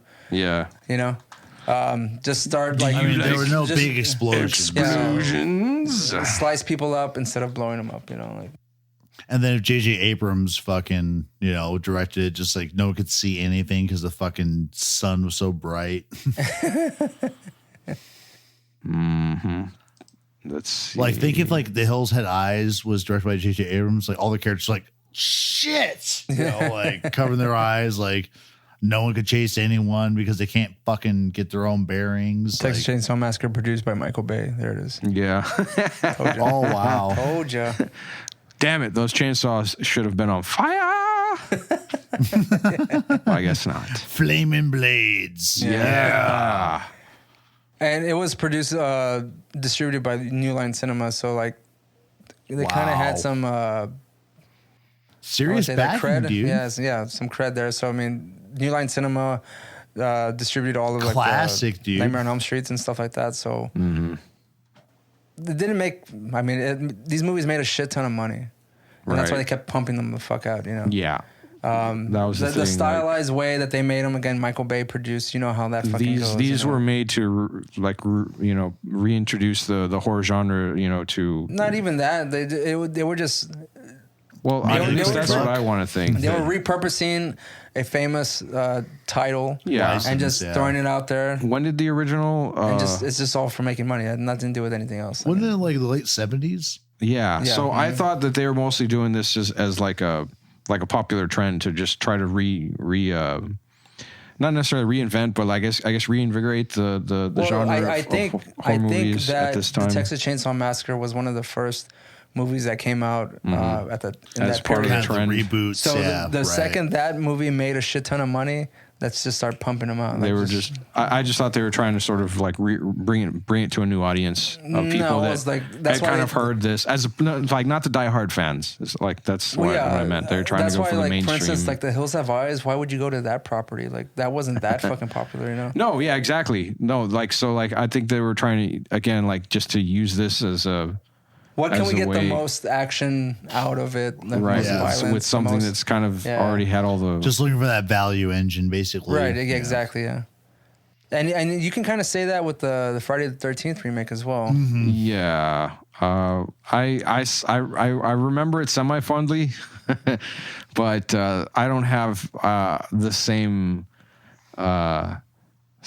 eagle-eyed eye for...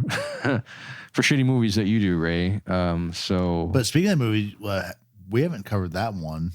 No, not yet. I imagine that would be one of the... Which one, Friday the 13th? The remake. Yeah. I guess that'll be... We'll save that for the latter half of the... Well, I just... of the list. I don't know how far along we are in this episode, really. I wanted to mention, like, I still got two others here that I thought were, like, pretty decent movies of note. Let's just go through Friday the 13th real quick, and then we'll go on to the next list that you have here. Well, I'm saying that because Texas Chainsaw Massacre, Hills Have Eyes, Friday the 13th, all kind of have, like, a similar style to them. And they were pumping them out in this. When did the early 2000s. Friday the 13th remake? 2009. 2009. Okay. Yeah. 2013, 2007, 2009. Like they were just pumping. You saw that one in theaters as well, right? I did, yeah. Mm-hmm. Any of these movies came out, I went to the theater to see them. Yeah. And this is the point in time where I was going to theater by myself more often. Like I just you seem enthusiastically prepared to flush this flaming bag of shit. I think you're just talking about a good time of his life, where to watch a bunch of like cool to trash movies by himself, this was one of them, not have to worry about shit. Just I had fun watching this movie. Yeah. To say that it was good, did it do the franchise any did it prop it up in any way? No, it didn't. It was just a fun one-off movie. Yeah. This was actually supposed to be they were supposed to reboot the whole franchise. It was supposed to have sequels. Yeah, they just stopped that right away. Yeah. I mean, although there was that one, didn't they do like a Friday the 13th in 2018 or 19, or was that Halloween?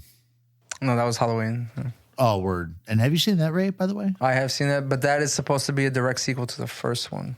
Friday the 13th was... but was it... Excuse me, I keep thinking my big question is, like, was it worth a watch? Yeah, I enjoyed it. Yeah. Mm-hmm. Cool. I took my mom to go watch that one because she had seen the first Halloween in theaters. Word. So it's like direct sequel, basically. Yeah. Like, check and it has out. Yeah, Jamie Lee Curtis in there. So I thought it was. I mean, as far as the remakes go, I thought the Friday the 13th one was pretty good. I liked the kills. I think one of my favorites was. Doesn't a guy get dragged by a tow truck at one point? Like they spike him? Yeah, they spike him and they just yank his ass. Away. Yeah. Like I enjoyed that. I remember that scene specifically because when that happened, everyone in the theater wanted him to die because he's a fucking asshole. Right? Yeah, he was. So as soon as he gets spiked and dragged off, like people were like cheering when that guy fucking died. He got fucked hard. Yeah. And it's like, dude, like the guy was an asshole, but he was running for his life at that point. So it's like maybe like play a little bit of sympathy or throw a little sympathy towards his way. Like, no, not at all. He didn't deserve that. Like that's that was because only he didn't, man. Because he was about to go like deny bank loans to a bunch of people. Maybe he should. All right, guys, I'm off to ruin some lives. See you later. Yeah. About to go fuck Wall Street up. Hooray! Nah, bitch. The bubble has burst, and I helped. I'll see you guys in the sequel. I was trying to remember some of the other kills that happened in this movie. Does Jason go after somebody with like a dart gun or something like that? I can't remember. I know. No, he bows and arrows somebody through the head. That one chick who was like topless under the pier when she was swimming. No. Sorry, no, it was her boyfriend. He fucking shot with the arrow when he was like driving the boat. Yeah, he snipes his ass, doesn't he? Pretty much snipes his ass with a fucking arrow. Yeah, yeah. And then the boat fucking hits the chicken. I'm not sure how she didn't like die from the boat. Is that when she ends up under the pier afterwards? She because she gets smacked in the face with the fucking boat. somehow lives through that and is able to swim to like instead of having her close to head shore ripped off or snapped. and tries to hide under the pier, and fucking Jason's walking along the pier, His spider sense tingles. Yeah, he just his killer sense. That and one, he finds that the one, fucking skull. That was a cool kill scene. It was very abrupt. She's just there, like hiding, and boom, right through her head. And then I love how he took his blade out because he had to like pick her up and like use the underside of the planks to like wrench it out. Yeah, like that was metal, man. I think this movie knew what it was. I mean, it didn't try to make it anything else than just a fun horror. Because by this point, we already know Jason as a character. The movies are just ridiculous. The kills are outrageous. When did Freddy versus Jason come out?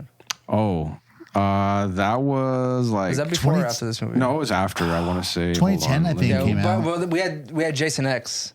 And by that point, Jason in space is just fucking. Oh man, just going off the deep end. Ridiculous. Yeah, you couldn't make this movie and make it as scary. Freddy vs. Jason was in 2003, so I guess it did come out before. Yeah, it did come out before. I liked this movie. It was funny as hell. The character itself of Jason just sits. He's like the menacing character in a parody going on around him. Yeah, like there's nothing you can do. You can't make him scary anymore. You just can't. No, no. Like he's just the eternal presence or whatever. He's around there somewhere. Like, oh, he's going to appear in this scene, or he's going to be right behind you. Oh, he's outside, or whatever. Or he's got some creative way of somehow scaling a roof to stand over you. Yeah, exactly. He's hiding in the trees. He can teleport 500 yards to kill like 2 people within like 30 seconds. That's right. Cool. He's the shadow. Okay, so Friday the 13th. What do you give this rating? I'll give it like a 3.5. Like I only saw it the one time in theaters, and I enjoyed it. I didn't necessarily go in there with low expectations. I had a pretty good idea. I was like, oh, we're gonna watch some people get fucked up. Let's see, and yeah. I mean, I enjoyed it. When was the last time they made a Friday the 13th movie? Was it technically this one, or had there been any others? Not sure. I really don't know. I thought Freddy versus Jason had come out after. No, but of course I was wrong. No, this was after. I think it was Freddy versus Jason, then Jason X, or the other way around. No, or something Jason like X, that. and then Freddy versus Jason. And then I guess Friday the 13th, 2009. I don't recall anything else happening after that. The series came out a long time ago, so. Mm-hmm. No, it was the last one in 2009. Yeah, Jason X was 2002. Freddy vs. Jason was 2003. And yeah, the remake of the one we are only supposed to be speaking of is 9 instead of all these other fucking ones. I thought it was pretty cool. I had fun watching it. Yeah. I don't think anything more than that. It's not like a cinematic gem or anything. Masterpiece. Honestly, I own the movie still, and I still forget that I fucking own it and that it was actually made. I was passing through my booklet of DVDs a couple weeks ago, and I came across it, and I was like, is this the original? And then I saw the final cut. I was like, oh, wait, that's the remake. I completely forgot. I haven't seen it in a long time, but I don't have any negative memories of it. Yeah, as opposed to, I mean, like speaking of Freddy vs. Jason, we'll talk about that one at the very end. We'll bring out the bad ones, the bad shit. I wanted to mention. Go ahead. I wanted to mention, as far as the next movies, and I always forget that this is a remake. The 13 Ghosts. Yeah. I mostly like that for the lore and the effects. Speaking of 13, that's a good number because I didn't get a chance to rate Friday the 13th. Oh, that's right. Yes. Go ahead, Daniel. Rude. Solid 4 though. Solid 4. All right. It was super fun, but like I will actually bitch for the first time about maybe it's cinematography, but this movie had so many blackout moments for like rough scene transitions. Okay. Yeah. Okay. And that was just annoying, really. Like They could have like let that. They could have cut that like at least 3/4, and it would have been fine. Just jump to the next scene. Okay, they're somewhere else because they never show people like traveling. Where all of a sudden it's like, oh, this is happening now. That's happening now.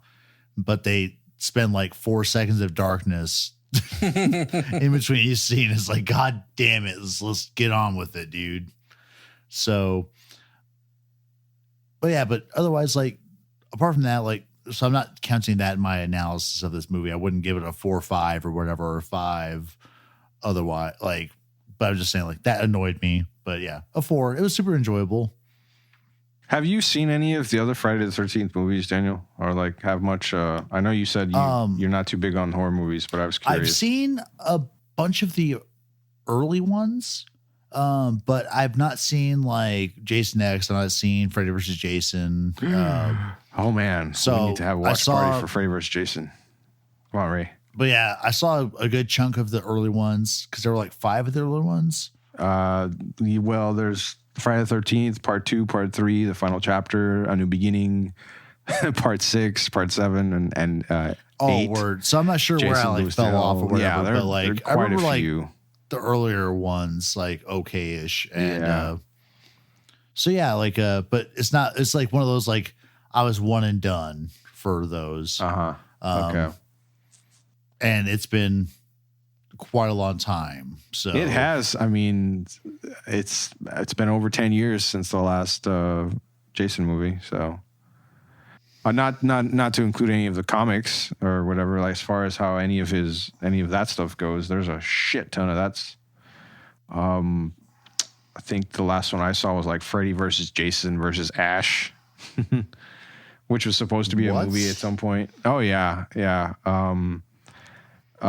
Yeah, I forget. I think Ash beats the hell out of one of them or both of them or something like that. And the Freddy versus Leatherface also was pretty amusing. Sorry, Jason versus Texas Chainsaw Massacre. I think Leatherface tries to come at him with the chainsaw, and Freddy just I keep saying that. Jason kind of bats it away with his machete, and then they end up becoming friends.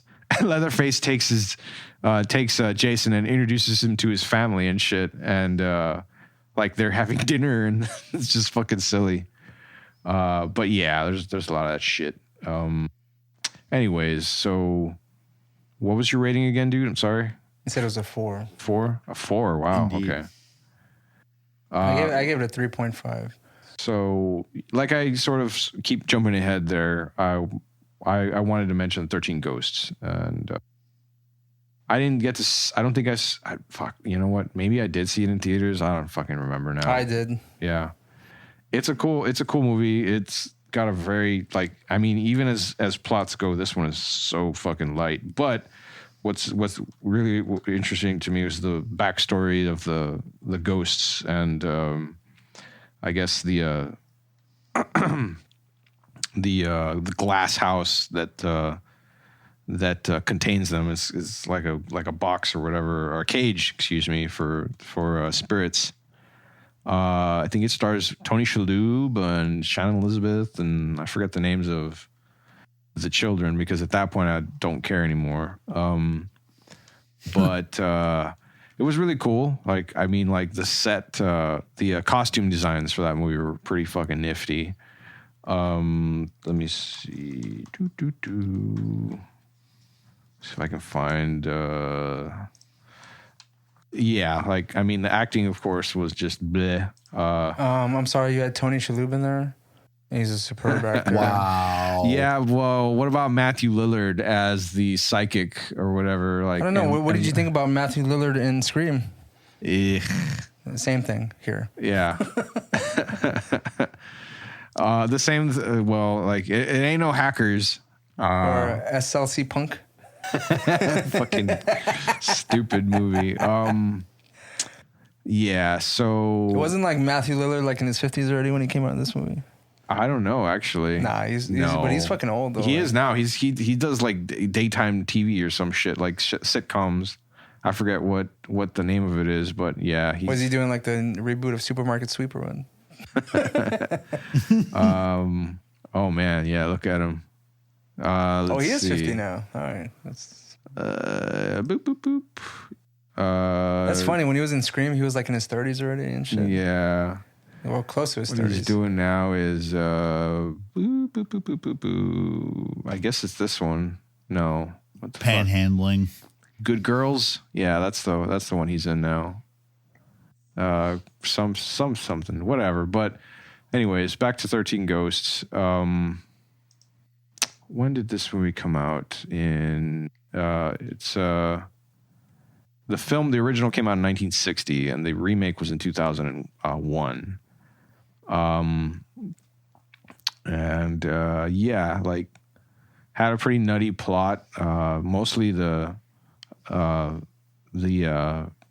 characters of the ghosts were pretty fucking nuts. Let's see, they had like the firstborn son, the torso, the bound woman, the withered lover, the torn prince, the angry princess, which was pretty much just like a girl with fake tits walking around naked and all slashed up like throughout the whole movie. I was like, man, that is amusing, but I can't imagine like how they would have explained her character around. So like you're walking around, you're just like all cut up and stabby and stuff. Oh, and you're naked like through the whole movie. So get to it. Cut you a check or whatever. And then like, but the crazy ones were like the Hammer, the Jackal, and the Juggernaut. Those ones were pretty nutty. The design of the ghosts were fun. Yeah. This movie itself as a whole didn't make too much of an impression on me. No.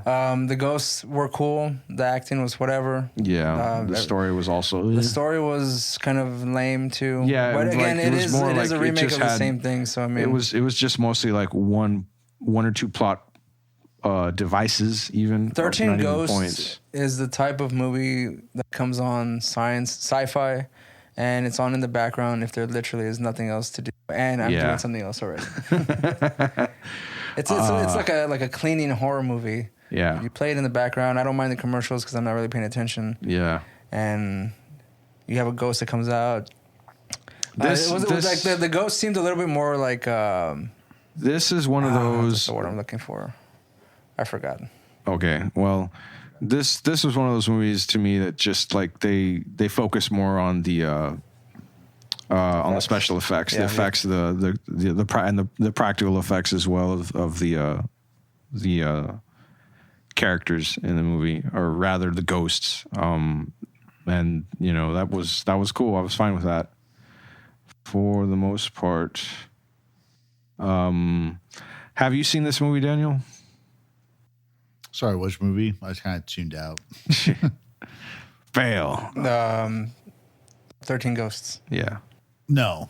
Yeah, see, I thought you were talking about, because like kept like tuning in and out a little bit, like, all right, you guys got a whole bunch of movies I haven't seen. Yeah. It's a cool movie. It's very much like watching. It does sort of remind me of Evil Dead, where it's just there's little to no story. It's mostly just focusing on the shock factors, and I was cool with that. So, but there's like past that wasn't worth anything particularly memorable.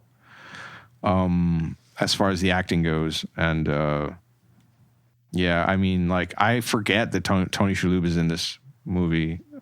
He's fucking great in pretty much everything he does, but you know, like this movie again, the focus. He's really, the best as Antonio in Wings. The focus of this movie really isn't the living characters. It's obviously mostly about all the dead peoples. But I'd give this movie maybe like about a 3 if I had to rate it. I just really enjoyed it. Seeing all the fucked up shit. I'd give it a 3 also. Not terrible movie, but yeah, no, it's not forgettable, but it is kind of pretty middle of the road as far as like its overall presentation, I guess. All right, so we'll go through a few more good ones, and then we'll kind of bash on the bad ones, but we might conflict on those as well. Did you bash? Did you watch this one in theaters, Ray? I don't know if Yeah, well, we're going to get to that one. Okay. Amityville Horror.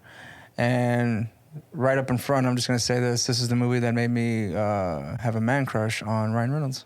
Oh, really? It wasn't. He was it sexy as wasn't hell. Green Lantern.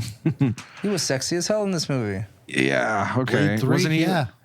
Was it the, Or was it the- Trinity, rather. was it the scene where like he's like, isn't he like chopping wood at some point or whatever and getting all sweaty and shit? Whichever one part he was in the rain. You know.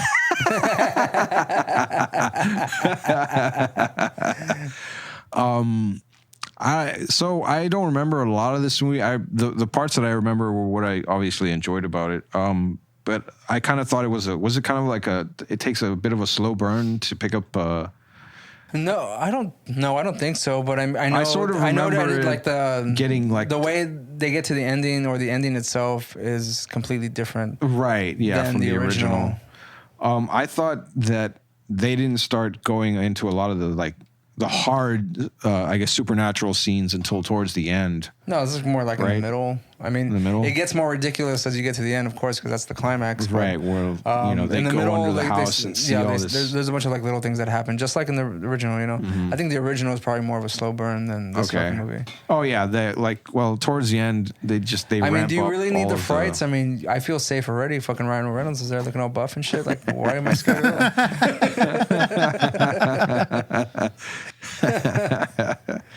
I was surprised by how much I liked the movie. I don't know. I don't think I've seen all of the original either.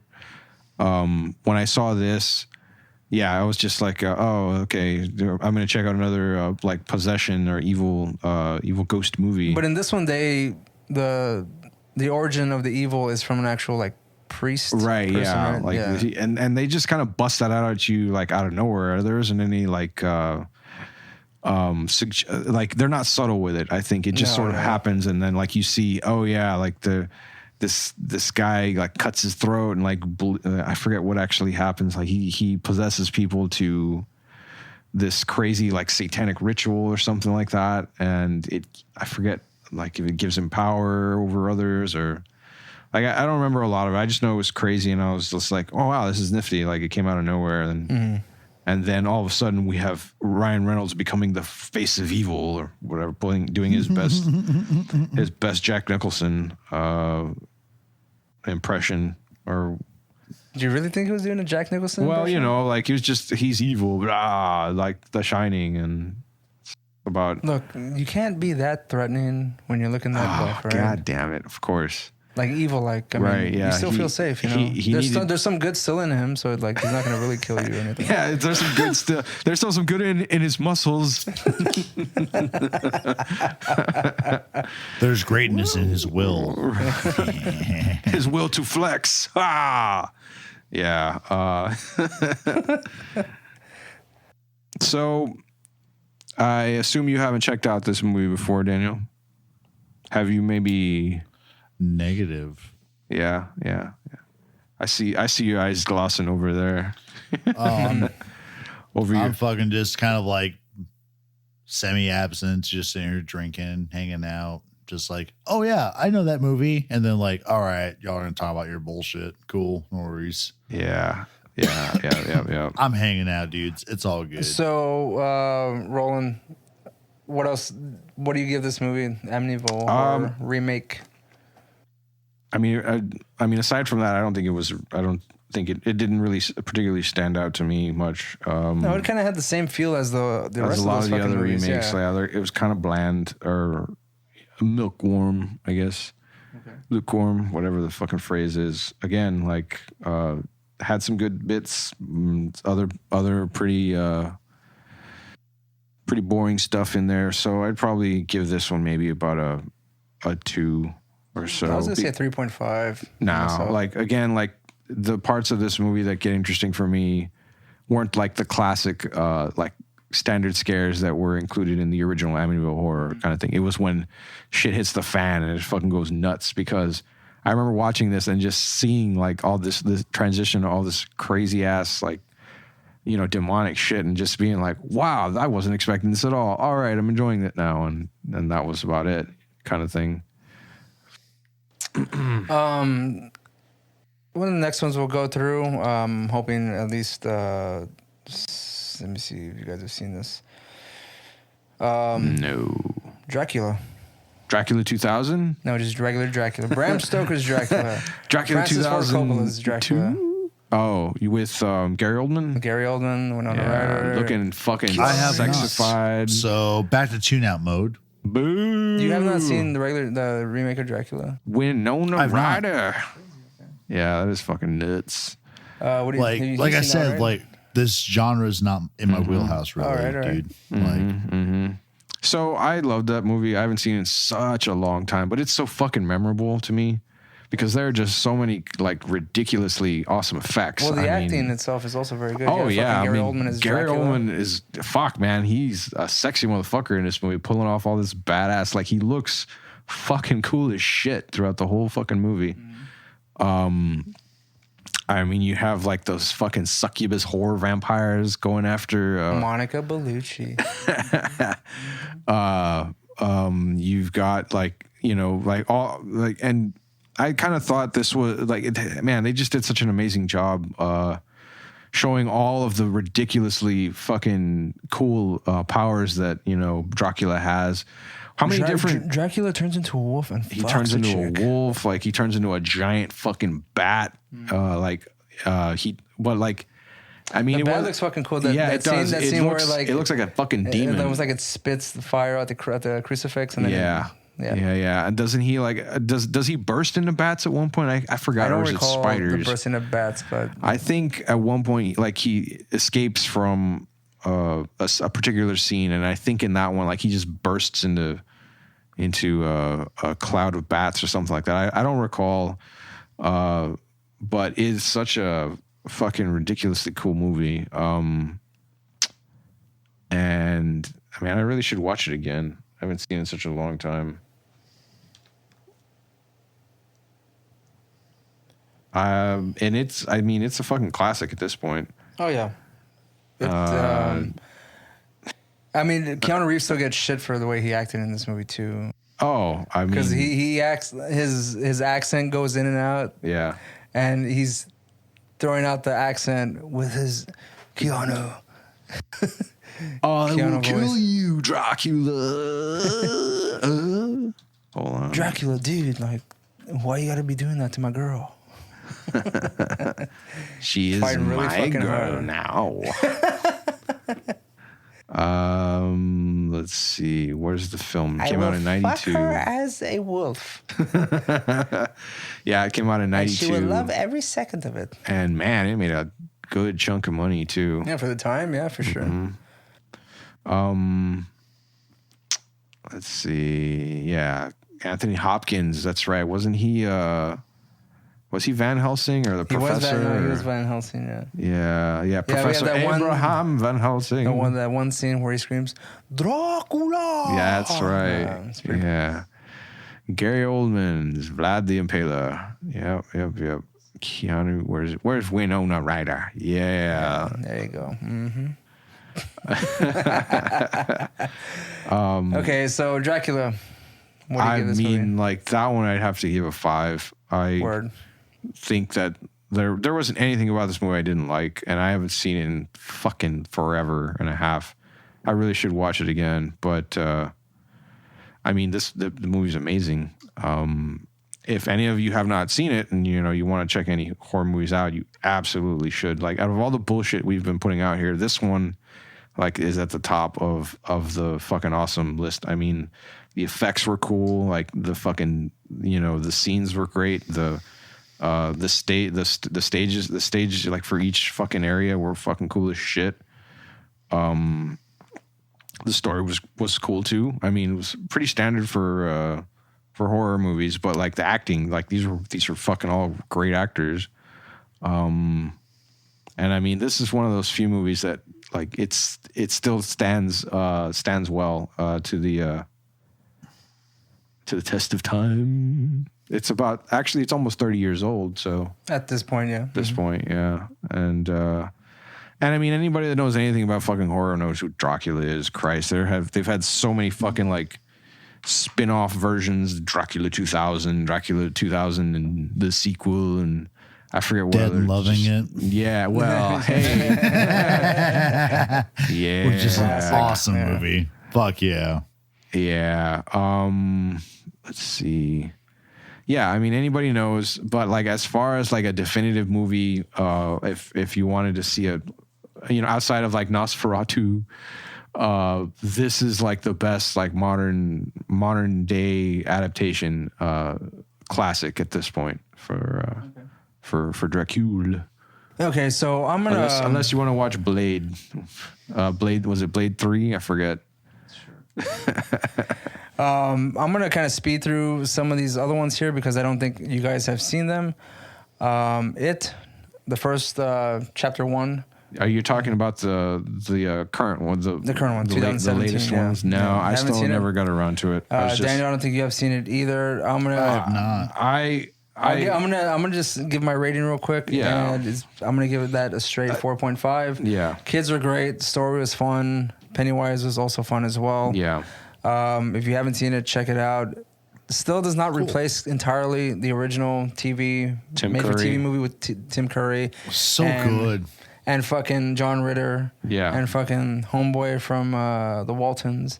And the other dudes. And who's the fucking guy? Harry from Night Court. Oh shit. Shit. That guy. Great. And of course you have like Seth Green as playing one of the kids. Jonathan Brandis is one of the kids. And a bunch of other no names that I don't give a shit about. But those are the only names that come to mind. Doesn't replace the original TV series, but it's still a good attempt. So if you want to check that out, do that. Chapter 2, I got nothing to say about that right now. I mean, so like I've been meaning to watch it. I just Harry Anderson. Never got around to it. Sweet. Yeah, there you go. I like the design of the It character. I like the effects that they use to make him all fucking crazy looking and shit. I don't necessarily care about like kid horror movies kind of thing. Like I know they're awesome.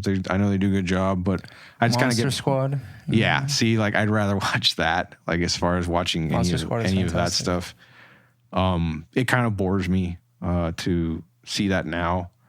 But I will get around to it. I know it was pretty well received, right? There's but yeah, obviously the first one was pretty well received in general. Chapter 2 kind of fell off. Most people, there's a lot of folks that didn't really like it, and myself included. I probably won't ever watch it again, but I will rewatch the chapter 1 though. The first chapter. Yeah. So I'm gonna go through again. Suspiria, the original Man, I didn't know actually. Dario Argento movie. Suspiria. Yeah. The new remake is fantastic. I am not a fan of Dakota Fanning. No, I'm sorry, not Dakota Fanning. The chick who's the daughter of Don Johnson. No, Dakota Johnson. Sorry, Dakota Fanning's cool, but Dakota Johnson, I did not like her. She was in the fucking Grey movie, the one about the rich guy who likes to slap bitches with a whip. The BDSM bullshit. Yeah, she was in that there. Shit. That 50 Shades of Grey. There you go. Garbage. But in this movie, I was actually surprised. Did a really good job. The movie is nuts. Artistically, the cinematography, the acting, the music, it's all fucking great. So if you have a chance to check that out and you don't mind a slow burn, horror, artsy movie, kind of does well, pays a good tribute to Dario Argento's version, check it out. Let's see, what else? The Town That Dreaded Sundown, the remake, isn't necessarily a remake entirely, but it has the exact same title of the original.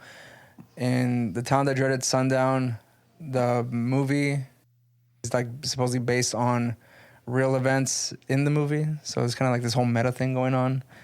But it's really good. Check it out if you've never heard of that. What is that about, man? It's about like loosely, like it's about like murders in Texarkana. What was the name of the movie again? The Town That Dreaded Sundown. I was actually surprised when I saw it. It was sounds like an indie film.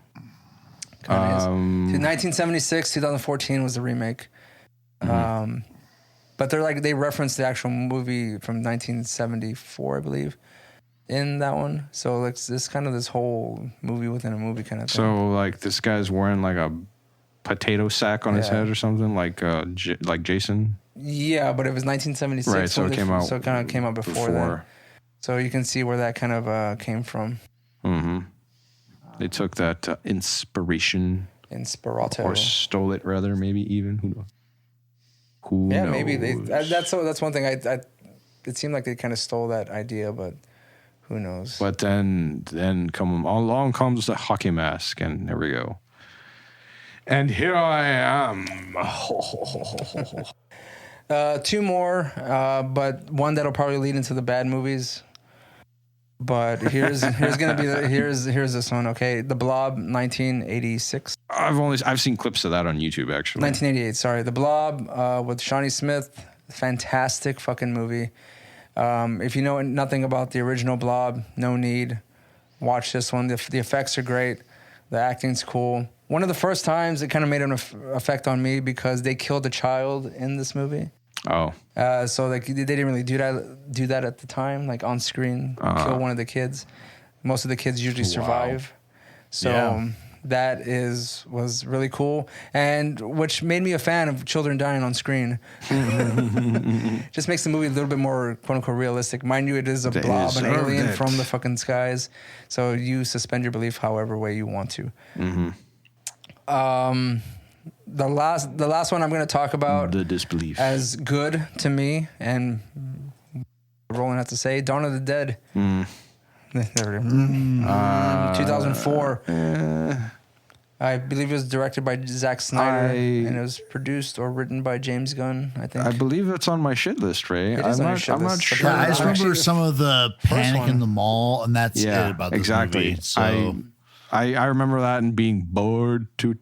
Have you seen the original by chance? No. Basically, you don't cry, Roland. You're heartless. I know. No, I've never seen all of the original either. Have you seen the whole? I guess the first trilogy, so to speak, of Night, Dawn, Day. Are you talking about the originals or the original Romero movies? Again, like mostly I think I have, but I would like catch them only on like cable. I'd catch them on cable, and like I would never get a chance to see all of them. Are those the ones where you have to sit on my lap and I stroke your hair and you have to like Roland? Yeah, right. Fucking dangle a cat toy in front of him, you know. Fucking. I prefer a beer. Look what I got! I got a Dr. Pepper for you. Ooh. What about a bottle? Just sit down for 5 minutes. You have a sip. Give me a bottle opener. Nice lukewarm Dr. Pepper, Roland. Your favorite. Room temp. Goddammit. What's wrong with you? I love this movie. Roland. I don't remember it well. I just remember seeing it and just being glad I didn't pay money for it. Ving Rhames, bro. He's fucking amazing. I know. You know what? And I don't remember. Mekhi Phifer, bro. Who is that? Mekhi Phifer is. Are you trying to say Michelle Pfeiffer? I'm not sure. Mekhi Phifer. No, Mekhi Phifer, dude. Yeah. He's pretty awesome, dude. Oh, really?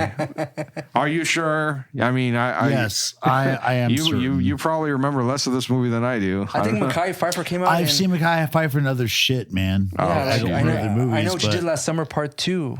Oh, Christ. Yeah. This was. I would like to watch this again. The soundtrack of this movie alone is great. The opening scene really just. What, did Korn do the soundtrack or whatever? Is this one of those like? No, it was Johnny Cash, Jim Carroll. Yeah. That's the fucking. This is like some Queen of the Damned shit. Oh, fuck no, dude. Fuck no. You think they're going to give the reins to Jonathan Davis to fucking do that again? What other soundtrack has he...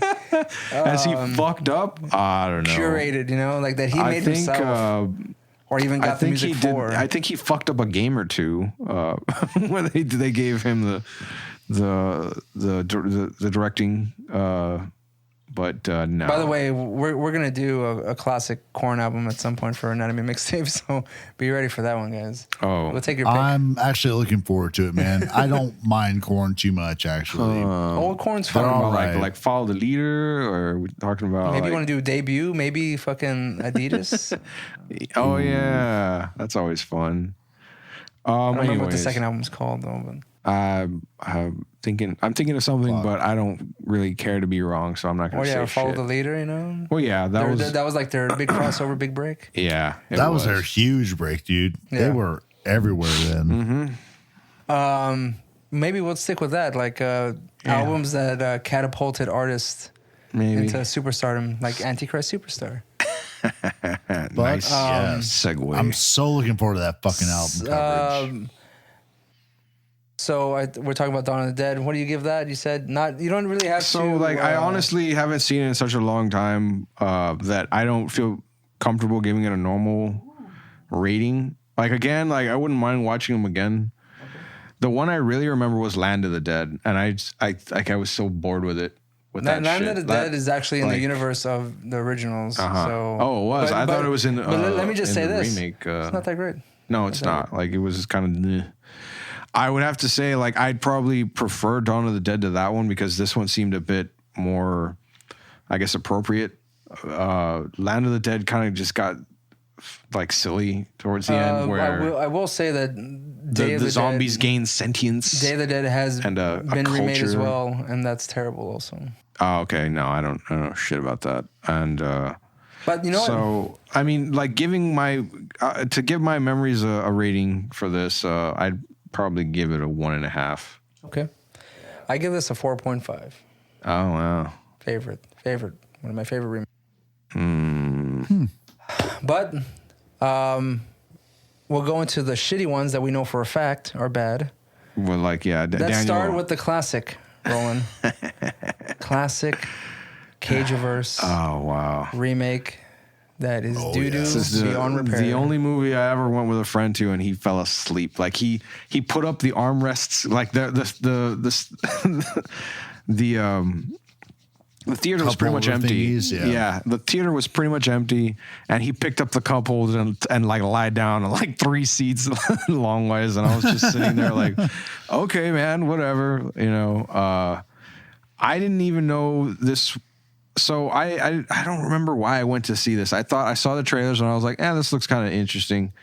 But I wouldn't even sort of categorize this as a horror movie. To me, it's maybe more of like a suspense or a thriller. I mean, well, the classic one is kind of considered because it has a cult. yes, the cult horror, right, the cult of horror. the classic.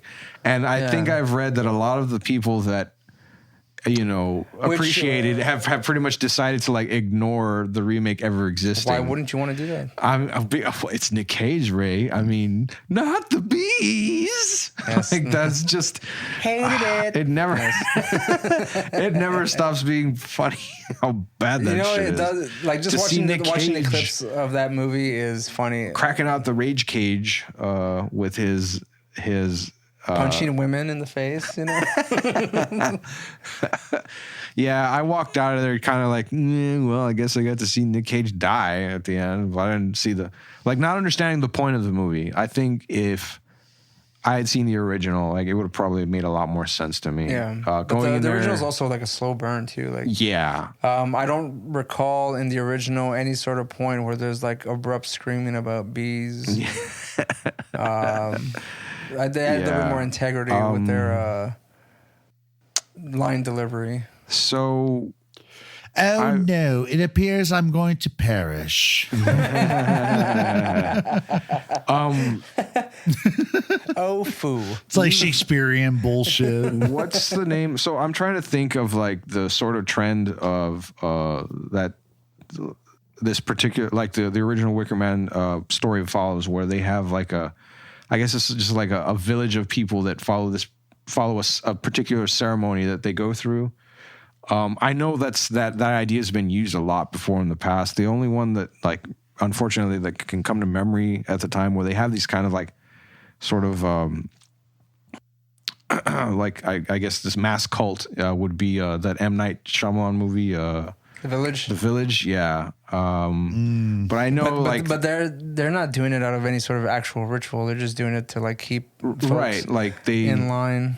Right. Yeah. So I know I say cult, but that's like the easiest like explanation I can use to it. But pretty much where they just sort of have like a group of people that are in on the Gotcha. Yeah. Mm-hmm. you know, the plan or the plot rather kind of thing. I mean, in this case, it was the whole fucking town. Right. Yeah. Exactly. And I know that's been used quite a lot. Kind of I wonder if, not knowing enough about the history of the original, if that was maybe one of the first movies to come out with that particular idea. No, I mean, what is that? The Lottery? Was it by Shirley Jackson? Okay, Wouldn't you say that's kind of like that? Wasn't that a book first? Or yeah, it's a fucking short story. that's what so like that's what I remember about that one. I don't actually remember that in film so much. No, I'm saying book form, so I mean that could have been an inspiration. Probably. To say that that's the only way it's been done before. I mean, go back to Lovecraft. The cult in town. Maybe he was all about the town of Innsmouth or something. Yeah, Innsmouth. There you go. Like there's something. Yeah, you can just go back to there. Right again, though. That's yes, you're right. Like, and I guess to further specify, I was thinking in film.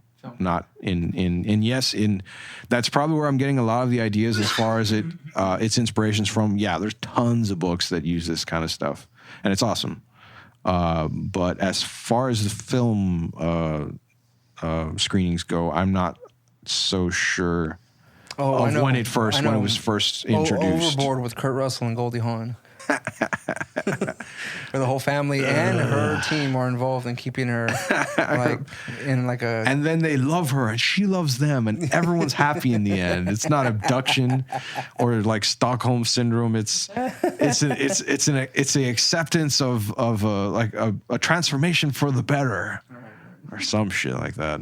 That movie's funny. What about the cult of Bernie from Weekend at Bernie's? I mean, there's a whole group of people that know he's dead, and they're still walking around. God damn it, that's not what I mean. Like, I mean, large scale horror, bitch. Oh, okay, all right. Yeah, you quit your shit. Well, I mean, there's voodoo in part 2, so I'm just saying, it's kind of scary. God damn it. So yeah, this movie's fucking terrible. Don't watch it unless you really have a lot of alcohol. You want to laugh at Nick Cage being weird and Nick Cagery. Skip to the end. And I mean, yeah. But if you're gonna bother with it all, just watch the original. Well, another bad one. I don't know if you guys have seen it. The Poltergeist remake. No, I don't think I did. Well, let me just tell you, it's terrible. Don't watch it. It's shit. I was so mad when I left the theater. I don't need to like give this movie any more time. It's bad. Bad. Hated it. The only one I have left here as bad is, but I mean, I'm watching the other list here, is I Am Legend. Oh, you didn't? I never even thought of that as a horror movie. It is. Well, technically, it is. It's a remake of the Omega Man, which is a remake of the Omega Man's badass, actually. Yeah, I think Charlton Heston. I think I Am Legend was just a movie for jerking off Will Smith's ego. That's well, because he was the only star. Yeah, and like the way he sacrifices himself in the end, and the way he suffers throughout the whole movie, and it's just like, this is. Another one I did forget is Fright Night. Well, I never got to check that one out. Was that the one with David Tennant as no. Yeah, isn't it? Actually, hold on. I forget. I might be thinking of a different one. It's Colin Farrell, who's the vampire in that one. Did David Tennant come out in that? I don't recall. I just remember the yeah, Peter Vincent. He was supposed to be the hunter. He's probably like the only good part of the movie. Yeah. There was a reason why I wanted to see it, but I didn't really care for it too much. Do I hate it as much as Poltergeist? No. What about? No, I don't. What about the Nightmare on Elm Street remake? The top of the duty pile. Top of the duty pile. Right, don't breathe too deep. Okay. I kind of let's get into that one. Right? So that's will be the last one we talk about, I guess. I remember liking, I forget the name of Jackie Estacado or something like that. I You're forget. talking about the guy who plays Right, who plays Jackie Earl Haley. Thank you. Fantastic Wait, actor. really? Jackie Earl Haley? Okay. Fantastic actor. He played Rorschach in Watchmen. Yeah. Fantastic fucking actor. Yeah, I thought he did a good job in this. I don't remember anything else about the movie. You know what, Roland? He didn't do a good job in this fucking movie, right? Right? They gave him, you know what? And I don't think it be You don't think it was his fault? I don't think it's his fault. What happened? All right? I watched the movie last night, and I was so angry watching this fucking movie. I couldn't jerk off. All right? At the end. All the characters. I went again, to sleep unfulfilled. All the characters are fucking bland as shit, including Freddy. Yeah. Mind you, I did like him when he was outside of the makeup. Where he's getting chased by the parents. Oh, yeah. So I thought that was an interesting little origin scene. Yeah, they made it kind of ambiguous. They wasn't too sure if he was actually guilty or not. Yeah, and for then being a pedophile. Then they find all his shit and and then they find out he really was. dark. You know what? What if he wasn't a pedophile? How could they have changed that story? He's just pissed off, and you know what? Yeah, go ahead and kill all these kids. They deserve it. Mm-hmm. Right. Right, but they had to throw in that last bit. Oh, he is a pedophile. Yeah. Okay, so I guess it's not justified But anymore. they didn't find out until after they killed him, right? Like, so they had their suspicisions. They went after him. Prior to that discovery, they deserved it. Right. Everyone deserved to die. Right. And then they just got lucky and whew, he was a bad dude. Okay, cool. The costume design, the face. Yeah. Fucking hell, dude. Like it wasn't very good. No, they had no personality. It was just like beady eyes, a mouth that barely moved.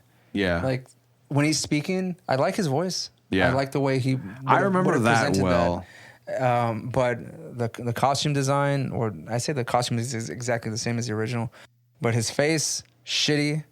It looked like they had some regular ass rubber mask, like a shitty latex mask, Spirit Halloween that any asshole could put on and play Freddy Krueger. Yeah, terrible. I like the ending. That was about it. Oh, when he jams his fucking claw into the mother's eye, and then yanks her into the mirror. I was like, get that bitch. She deserved it. I liked that. She played judge and jury. She didn't know you were like Dylan. She was just under the assumption. Yeah, that's right. Get that shit out of here. But I couldn't see him as a pedophile. I just couldn't. No. And so they didn't explore the character enough to make me believe that he was a fucking pedophile. That he was, or maybe that he was evil. He just looked like some innocent dude, right? And don't that was they nice, all? They all look normal on the outside. I thought he was convincing in that aspect. I didn't believe. Yeah, he didn't. Right, exactly. It was something that just like very unassuming, very just. Like he hit it well, and then it turns out the rest of those fucking kids are bland as fuck. Yeah, I wanted them all to die. And they didn't, and that's what made me angry. Really, I know that movie was supposed to have us like this. This was supposed to be a reboot of like the whole series that they were going to have sequels and whatnot. But apparently, it bombed so bad that that shit never happened. They tried to recreate that one classic scene where the girl's getting like cut up and like thrown all over the room and shit. Yeah. They tried to make it more dramatic, and she's getting thrown around the room and stuff like that. And he eventually cuts her. But we were following that chick through the whole fucking beginning of the movie, thinking that she's like the main character, and then she's not. They just kill her off, and then we have to follow this bland woman over here. And I was like, I didn't give a shit about her, not but a few minutes ago. Yeah, and I don't give a shit about her now. I remember terrible. seeing. Yeah, I haven't looked at pictures of this in such a long time, and looking at it, kill him. He looks fucking dumb. Have you seen the way Freddy looks in the remake, Daniel? Yes, I have, and I thought it was pretty convincing. Like a nice little like. Now, I mean, it kind of looked like an actual burn victim. Look at that face. Look at that. Yeah, that's I'm sorry, not a good scene. But he does not look scary at all. That's not a no. I won't say the word, but God damn it, man. He looks goofy, I guess. Yeah. Yeah, he does have this sort of derpish expression on his face. Yeah, it's just terrible. I feel like they did Jackie Earl Haley wrong in this movie. Like I feel like they fucked him. He could have been a really good Freddy if probably like he had more freedom to play the character. But like I feel like they like restricted his role for some reason, and this is the fucking shit that we get. Yeah. I wanted to check the IMDb really quick. Oh, no, excuse me. I went to the good one. I wanted to see what kind of stuff Jackie R. Hall's has worked on since this, and I assume he's been keeping busy. Oh wow! Death of the Telemarketer. He's in The Tick. He's in Alita, which I haven't Tower, watched that Preacher. one. Yeah, Preacher. Okay. It's following The Birth of a Nation, Criminal Activities, The Evil Within. He was in the video game. RoboCop, the remake, I imagine. Yeah, the 2014 bit. Yeah. Shutter Island. He was in Watchmen. So he's been in a few things since. He's consistently working actor. That's good for him. I was worried that. You worried that Nightmare on Elm Street fucked his career? Pretty much. It was like, you don't deserve this, Rorschach. You're awesome. What if it was? You're gonna write a fucking letter to his agent or like his assholes? His ex-agent. Give him another chance. You know, we should make a YouTube video like demanding that Jackie Earle Haley get another chance at Nightmare on Elm Street or something. Right. I mean, get someone else to do it, please. When was the last Freddy movie? Was it? It was this one, wasn't it? So. Yeah. Mm-hmm. I want to say. I mean, there's that meme of fucking Robert Englund like holding up that little piece of paper that says the 2010 remake sucks. Oh wow, that's great. That should be like a desktop image for any horror fan. I'm pretty sure Roland has that fucking image somewhere on his fucking computer. Maybe more than likely. Let me just do a quick search. Yep. Yeah, he's just sitting there. He does not look happy.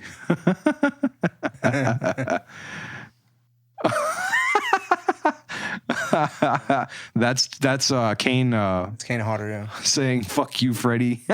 Jason sucks. Fuck you, Freddy. Yeah, it's great. But yeah, the 2010 remake sucks. Oh man. Let me see writing. I was just sort of curious about some of the things that they might have had to say for this. Go to the reception. Go to the reception. Mind you, we're on Wikipedia right now, so you know we're getting top of the line factual information. Right, always. It's just the truth. The truth. They call it the truth site instead. Mm-hmm. The motherfucking truth. That's how you know it's real. Has an F in it for fucking legit. Let's see. Oh, it made half as much as what they expected it to make on the first weekend.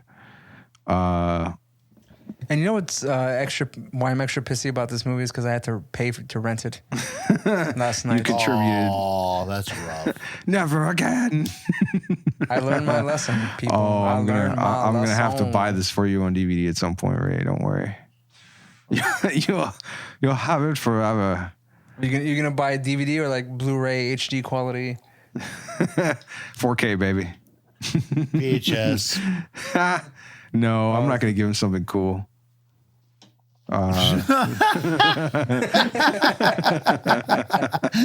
asshole. This movie doesn't have the integrity to be on VHS, right? It doesn't deserve it. I'm gonna figure out a way to get it on VHS. Just it's to gonna spite be a you. burnt DVD version, just ripped onto a fucking VHS. Yep. With a fucking marker that says 2010 Nightmare on Elm Street. Yeah.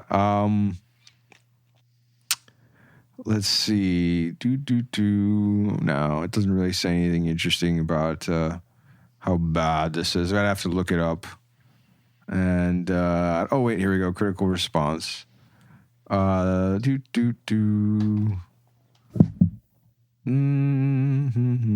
Pretty much it's just saying that it was fairly meh. Fairly The acting, trash. The acting is referred to as a lethargically lifeless. Even with his electronically deepened voice and a pointless amount of backstory, there's just no replacing England. His voice is fucking like they tried to make it very scary, like, but it's just the film. Yeah. I mean, if it just sounded like Rorschach was fucking trying to kill kids. Like, That's funny. That's fucking funny. all right, enough ranting about this movie. Anything else you wanted to add, Roland? Any movies? There's a lot of remakes out there. People like a lot. We didn't even like scratch the surface. Barely fucking just Yeah. at the surface. Yeah. No, there are quite a few. I went through all the ones that I remember for the most part. I mean, I see some of the ones that you'd mentioned, even Daniel. The Haunting, House on Haunted Hill was another. I mean, there's I didn't mention that one, but that's Body Snatchers. I Spit on Your that's Grave. more sci-fi, Yeah. I guess. Spit on Your Grave, Black Christmas, Silent Night. Let Me In. That was also a good one. What else? I saw that on your list, man. I didn't know that Jacob's Ladder was a remake. Children of the Corn was remade in 2019. Children of the Corn would have been fun to talk about. I forgot. I think Like I did shitty, see but that fun. one. I think I did see that one. I completely forgot about it. That's a terrible fucking movie. Yeah. But yeah, there's The Village of the Damned, also a remake. Didn't you like My Bloody Valentine, Ray? I've never seen it. No, I think I did, and it was. One movie I did find surprising that they did make into they redid was Embrace of the Vampire, which was an Alyssa Milano vampire erotica movie on Cinemax that they redid in 2013. What was the necessity of that? They took it from its place in your pants and tried to bring it closer to your heart and failed horribly. Just ruined it. Well, it has the same woman from The Golden Child. I remember that specifically because her and Alyssa Milano make out. Did you watch the Omen? Yes, I did. I forgot about that one. I think I did. That one was good. But I absolutely don't remember anything. Yeah, that one's a shot for shot, man. That's all that is. Shot for shot fucking remake. As long as they keep in This Is All For You, Damien, and then Hang, I was happy I with know that. you saw The Fog. Yeah, I saw The Fog. I didn't care for that one. I don't remember that one. Didn't care much myself. There's Piranha. And Piranha 3D, which is also Piranha very good. 3D, right? That was funny. I don't know that it was good. Night of the Demons, which is a classic 80s horror movie, but then got remade with Shannon Elizabeth and Edward Furlong. Wow. So check that out if you want to laugh. Yeah. And laugh primarily at Edward Furlong's still screechy, high-pitched voice. Yeah. Trying to sound like manly and directing women. Nope. It's there's a lot of movies. I mean, yeah, that's maybe at some point we'll talk about some of those. I think one of the ones that people got really up in arms about was when they Lars von Trier did Psycho. Oh yeah, with And also shot for shot remake, completely unnecessary. But well, whatever. Let's end this episode. We've been going on for a long time. So you guys have carried it, but it's more y'all's shit than mine. But I keep going back to that. But it's like the more I drink, I'm more just like, God damn, I've been useless in this episode. I'll make sure and keep all those in. No, keep it in, dude. No, keep all that shit. Like, it's just. So, listeners, this is Dark Queen Drunk. I like fantasy and sci-fi. Don't really like horror that much, but I tried. So, hooray! Yay! I mean, I did watch fucking 4 fucking horror movies. I wasn't necessarily planning on watching in the last 2 days. So that's my dedication to this which was episode. surprising. You Yeah, binged a lot of stuff. Yeah, and I would have to say a lot of it was not good, particularly the last Evil Dead. Oh, Evil Dead was trash. Like, it was fun enough, but I mean, y'all I'd never watch it again. Let's talk about that. Yeah, no, one and done for sure. Yep. All right, Roland, anything else? No, that's it for me. Yeah. This is your Halloween episode, so as you are banned from going to collect candy from random or if person's maybe houses, you don't give a shit and you want to do it anyway, you live life dangerously. You want to throw in that extra fear of getting the coronavirus, no mask on and stuff like that. You should do that. Maybe the cops will be out on the prowl, and I'm not condoning it, but I mean, do whatever you want. You could pull the look, this is a cop. You dressed up as a cop for Christmas, or for Halloween before they tase your ass or whatever. Oh yeah, for sure. I mean, just don't come to my house, all right? No, fuck off. That's it. Fucking just mace. Fuck off, kids. Get out of here. Yeah. I don't know you. Get out of here. Yeah. Get off my lawn. If you're gonna come to my house, I will open the candy bar, spray it with like pesticide, and throw it in your fucking bag. Yeah. I just throw a can at you. If you're smart, you won't eat it. Right. Yeah. Or if Darwin chooses to hand an award over to you that evening, then by all means. with this prestigious award for living. All right. That's so it. Good. Happy Halloween. Peace. Bye. Bye.